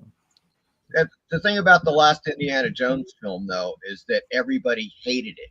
It was a bomb. Yeah. It lost tons of money, and people hate the film. And Disney's going to keep doing that kind of stuff. That's doing nothing all their for properties, winning hearts and minds. You gotta. It ain't winning any hearts and minds. You gotta wonder, why are they doing this? Why do they keep producing these films that they know are going to fail? Why are they doing it? Are they really that stupid or what? ESG money. That's what they do. They get freaking, you know, the whatever the hell it is. It's a huge scam. It's like, that's why corporations go with, you know, woke branding and so forth, because they're getting tax write-offs for doing all. I don't know. And that's why they would make a crap film like this last Indiana Jones film. That is correct, because they're getting funded. There's no doubt about that. But people hate it. It turns on them. Sooner or later, the snake is going to eat itself, and it's eating itself rapidly right now. The whole wokeism trend is just going. I don't even have any interest to go to the movie theaters anymore. And that's right, years. And this actors have been on strike for 100 days now. I think today was the 100th day, and no one really notices because no one goes to see the movies. They just don't give a shit. You know, I mean, and that's great. What it is there are powerful forces that are trying to change our government to a Marxist one, but first they have to basically create chaos. They need to make people angry. All this is done on purpose to get us angry, and then we talk about it, and they can say, look, those are bad people. They don't like what we're doing. That's why our beer isn't selling, because of those people with their ignorant attitudes. Listen to them talk, and then they divide people and have them fight against each other. It's a classic thing. They really think they're going to bring about their Marxist utopia, but the first thing they've got to do is do away with the family. And they need to do away with basically men and women and make everyone, like in Brave New World, not man or woman, just everyone's kind of the same. And so that's why it's like women aren't women anymore. They're birthing people, or they're, what's the other thing they call them? It's very insulting to them. It's just all. Oh man, they're rejecting it. Everybody's rejecting that shit because it's a bunch of garbage. People are starting to realize, but they are. If Trump gets back in, it's all because all the stuff they've done to him, they've established a precedent that you can do that, and it's gonna all come back to them, and they realize it. So they need to make sure something horrible happens in the next year or the next few months. So maybe there's not even an election. Well, that's why they're pushing balls to the wall to get into this war and that war. And it's, it's sure. Yeah, that's because they're losing control. They're losing control, and it's like a cornered animal backed in, they don't want Trump back in. And so no, they don't. And they don't want to see. Look, they look at the lineup of people. As far as I'm concerned, right now, some of the best candidates ever I've seen in my life. I mean, when you look at Trump, Ron DeSantis, Vivek Ramaswamy, and even RFK Jr., who I believe is pulling an interesting thing right now, because he's suddenly gone far left. He has angered Trump voters, and this, I believe, is a strategy. Mark my words, I believe it's some kind of a strategy where he is angering Trump voters, which will in turn entice Biden voters to vote for RFK Jr. and pull that. How is he angering Trump people? Oh, he's talking about, he's like, yes, we have to have reparations. Yes, we have to. That. Oh yeah, he just came out with a huge deal, and then there was another. I've always thought that his move towards conservatism was always fake, and that he was always the liberal that he is today. Yeah, but I think he's what he really does. I think he genuinely hates Biden, though. Well, I think he thinks that he's one of the people that killed his, uncle and father. Yes, well, that could be. He wasn't smart enough, and he wasn't to have been, but he's aware of what happened to his uncle and to his father, and he knows who did it, and that is his deal, and that's why, in a lot of ways, he's aligned with Trump. But him running as an independent, some people say, well, it's gonna cause Trump not to be elected. Then other people say it's gonna cause Biden not to be elected. That's a dangerous. Either way is possible. Well, if he was trying to get Biden elected, he would have gone with a totally much more conservative strategy to try to draw Trump voters. What he's done now, just check in the last week, the things that he said are totally cringeworthy. Well, and the Democrats hate him because he goes against all their sacred things about the, this, and it's like he's anti-science and everything, and he knows the science better than Fauci and all these people. But Ron DeSantis shot himself in the foot by not waiting. Yes, Trump got him in basically. 2028. He should have continued to be the governor of Florida and waited. He should have waited, and it makes him seem like an a-hole. And Trump is actually right. That's not. You don't run against. It's like you picture him as the Godfather. You don't. Hey, he got you into that movie, Mr. Sinatra. The thing about Trump too is I think it's rather a-holish of him to think that he's the anointed one, that he doesn't have to debate people. I think that is he's just kind of being a pussy, actually, by not confronting these people on stage. Where does he get off doing that? I don't think he has the right. Well, I mean, why would you debate someone that has 3% of people behind them, and you've got like 60? Because you're worried about losing your nice fat lead. That's exactly why he's not. Well, I mean, the one that what the media wants is Nikki Haley because she's a hawk and wants to plunge into war. No, like that's the media is all for her. That's what they're trying to push. I know.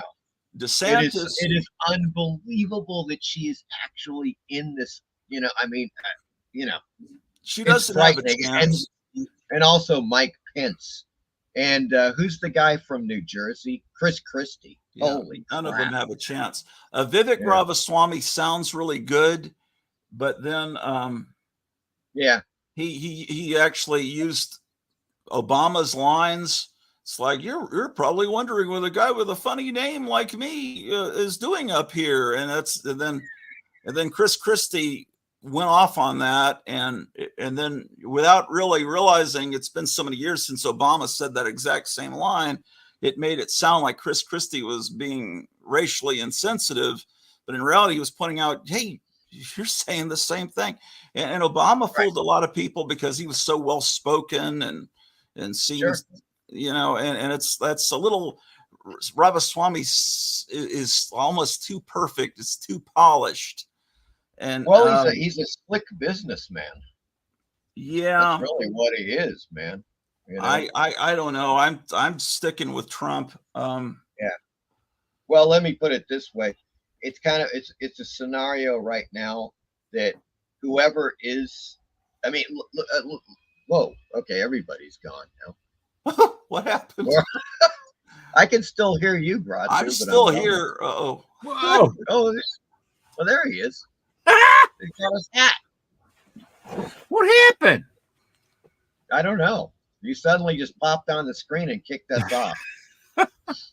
Well, the main danger right now is every day. I think everyone knows something's going to happen, and everyone's like every time I look on what's going to happen now. What is it going to be tomorrow or the next day? Where something's going to happen worse than 9/11, and then we're going to be plunged into something, and it's going to, because that's their only hope right now, is to have all of a sudden something happens that they actually did, but they can blame it on those people. And then it's like, remember right after 9/11, every house had a flag in front of it and everyone was united. It's just like Roosevelt knew that the Japanese were coming into Pearl Harbor. They knew that, but they had to sacrifice a few thousand sailors so to get everyone mad enough that everyone's galvanized. Yeah, we're going to go in and take care of them. And it really was kind of known when you cut off all of the oil supply to an island country, they're probably going to do something to you. But I don't know. Well, maybe we should end the show and continue discussion in the private. Yeah, because this is probably scarier than any Halloween scenario. Yeah, really. This is the scary part. Oh well, we'll survive because in the end, God will sort it out. So we got ray guns. Well, here we go. PBR Street Gang is saying, I would vote for who, Mike, for world leader. And he meant horror Mike. So who, Mike. That's what he said originally. I concur. I'm running as a independent filmmaker next time. I don't know. Apex says, hail Michael Taylor. Who's that? The Library 88 says Jack Kirby's Fantastic Four will be known for all time. I would tend to agree with that. You know, I mean, it's like Kirby himself. And a lot of people, I don't know about you guys, but I put Kirby like in my top 10 favorite. artists, comic book artists of all time, easily in the top 10, maybe the top 5. Simply because probably, I mean, I kind of grew up with him, and he was much more than that as well. Like the psychedelic stuff that he got into, the posters and photo collages. Woo! Some of that stuff is simply mind blowing. It is amazing art. I mean, not to take anything away from the comic book stuff, because that stuff is fantastic. Yeah. But Curious Joe Studio says very scary political show. Well, oops. Oops a daisy. Amabo is a silver-tongued devil. Great Legend show says who's all Amabo? the great disappearance coming up, they will blame it Amabo? on the aliens. I don't know what Amabo is. Great Legends show says they are getting the minds ready to accept the UFP phenomenon. Yeah, they are doing that too. Harry Kirby is the GOAT. Fat George says that. I'm gonna that's all part, because really, we say it's Marxism, but really it's satanic. That's really what's behind all of this stuff is. And people may laugh, but this is really a fight against that. And so now, and it's like it enters into our lexicon. Like when people say, "Yeah, they're the GOAT, they're the greatest of all time," and it's like, well, why are we using the term GOAT? Well, it's you just got to realize that sometimes we say things, and it's like, who came up with that acronym? It's like it's sure they're kind of making it because the goat is obviously tied in with sacrifice, with the devil, and all that, the goat's head and everything, and it's like you watch, let's watch Sabrina the Teenage Witch on Netflix, and there's going hail Satan and sacrificing, and it's like, wait, this is not the comic book I remember. Mambo, that's Obama spelled backwards. Oh.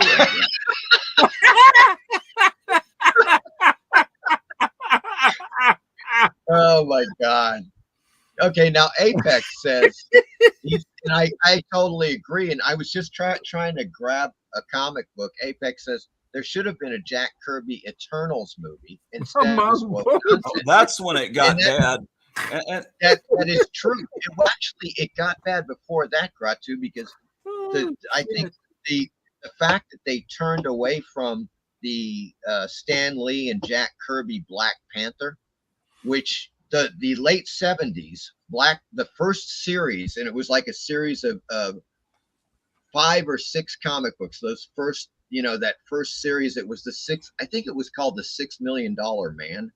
Or no, I'm sorry, it was the 6 Million Year Man. I believe that's what it was called. That weird alien creature. Okay. Was like so good. And when I heard the film was gonna, they were doing a film of the Black Panther, I was like, oh man, they're gonna do that series, that Stan Lee and Jack Kirby series. And it was bad. I mean, I went to see it. I couldn't even watch the damn thing.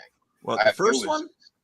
Yes. The first one wasn't that bad. The second one was incredibly bad. And so although he was portrayed far better in the movies before he got his own solo movie, he was more a stronger character when he was in the Captain America movie.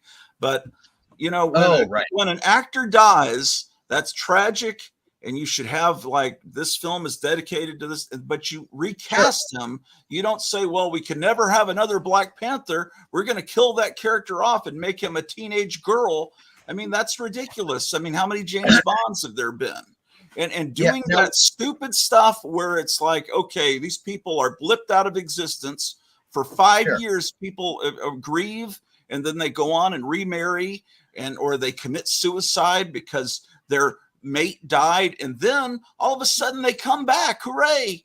But you're remarried, and all of a sudden your husband and wife is back, and they haven't aged, and you've gone on with your life. That's such a horrible. And then we'll just call it the blip. And then every movie you have the first Doctor Strange movie was great. The second one, well, it's like he disappeared, his girlfriend's getting married to someone else, and it's just like it's just so pathetic what they did to emasculate everybody. He's there at the wedding watching his girlfriend get married to someone else. Why am I watching that? You've created this depressing world. I just don't care at all. And I loved every one of those Marvel movies, and they just completely lost me, and I resent it. Yeah. Well, it was like, I mean, look, before that, Sam Raimi's the first 2 Spider-Man films were great. In my opinion, the third one sucked. Well, that was Avi Arad interfering, saying you've got to put Venom in it because people love Venom. Will sell toys. Yes. And Sam Raimi was like me. He read the comics in the 60s and 70s and had no idea who Venom was. That's why it was bad, because I don't know who Venom is. I never read that crap. But then the Marvel universe starts up. They have Iron Man. Now, the first Iron Man film is fantastic. I love that. And they stuck, the thing about that Iron Man film is they stuck to the original story. They only changed, to the Middle East to reflect the times, right? But it's the story. Well, then they do Iron Man 2, and it's just a flaming pile of crap. I couldn't even. And then Iron Man not compared to the new ones. It was still great compared to the new stuff. Well, the main thing what they did with Iron Man though is they changed the tone of it, because Tony Stark was kind of a prick and kind of a conceited. He was not a funny guy with all these quips. Robert Downey Jr. brought himself into that role. And that's why it became a huge hit, where it was always a second, third tier comic book, because it was like, he was a really cool guy in the comic. Yeah. But I mean, they have just, gone down the line and pretty much destroyed most of them. And whether it's Marvel or DC, I'm not into it at all. But the one thing about the way that they approach these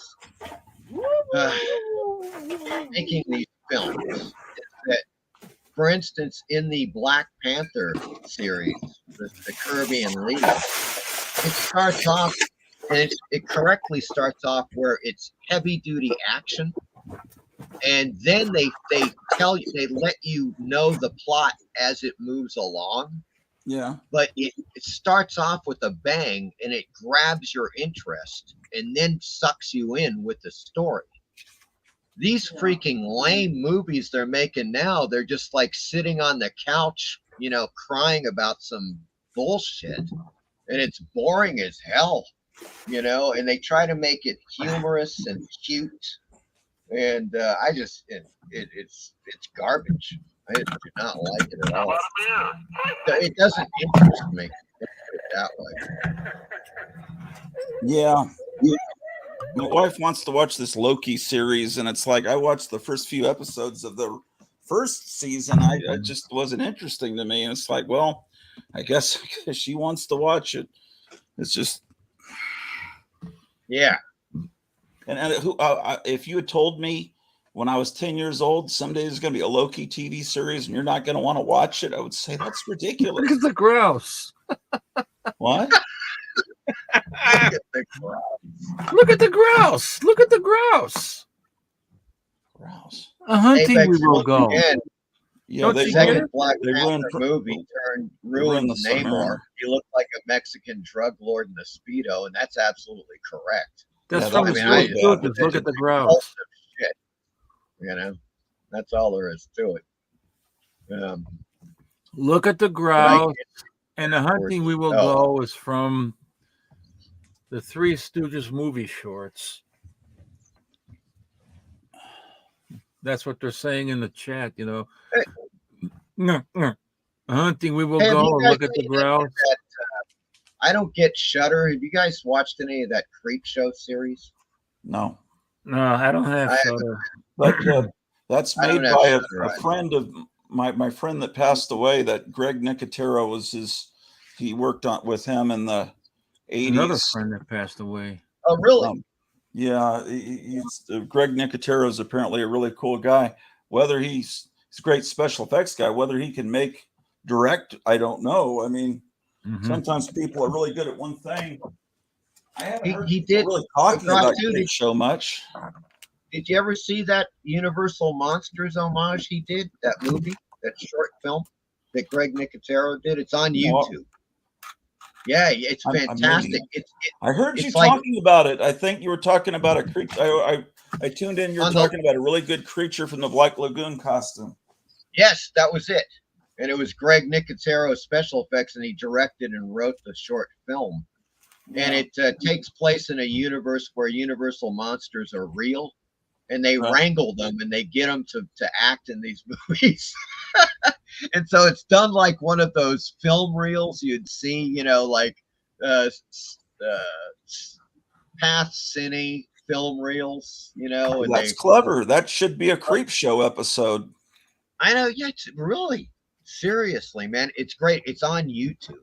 It's like 8 minutes long. You guys should check it out. It's a great homage to the Universal monsters. Let's put it that way. All right, I think we got to cut it now. It's been 4 hours. All right, sounds good. PBR, horror Mike's Yeah. make the best movies. I agree. No, I'm just kidding. Thank you, PBR. That's awesome. And PBR, I got the email. I just got it. So it was just a weird lag or something. I don't know. But thank you again, man. All right, guys. Well, it was a great show. You know. All right. So thanks everybody in the chat, and yes. Hate to leave, but we'll be back. Sorry to always bring everything down and talk about World War III, folks. That's why I always lose subscribers with every episode. Okay. All right, guys. So thanks again. We'll see you next time. Thanks everybody for joining us, and happy Halloween. Halloween. Be well. Take care. I'm gonna end the stream now.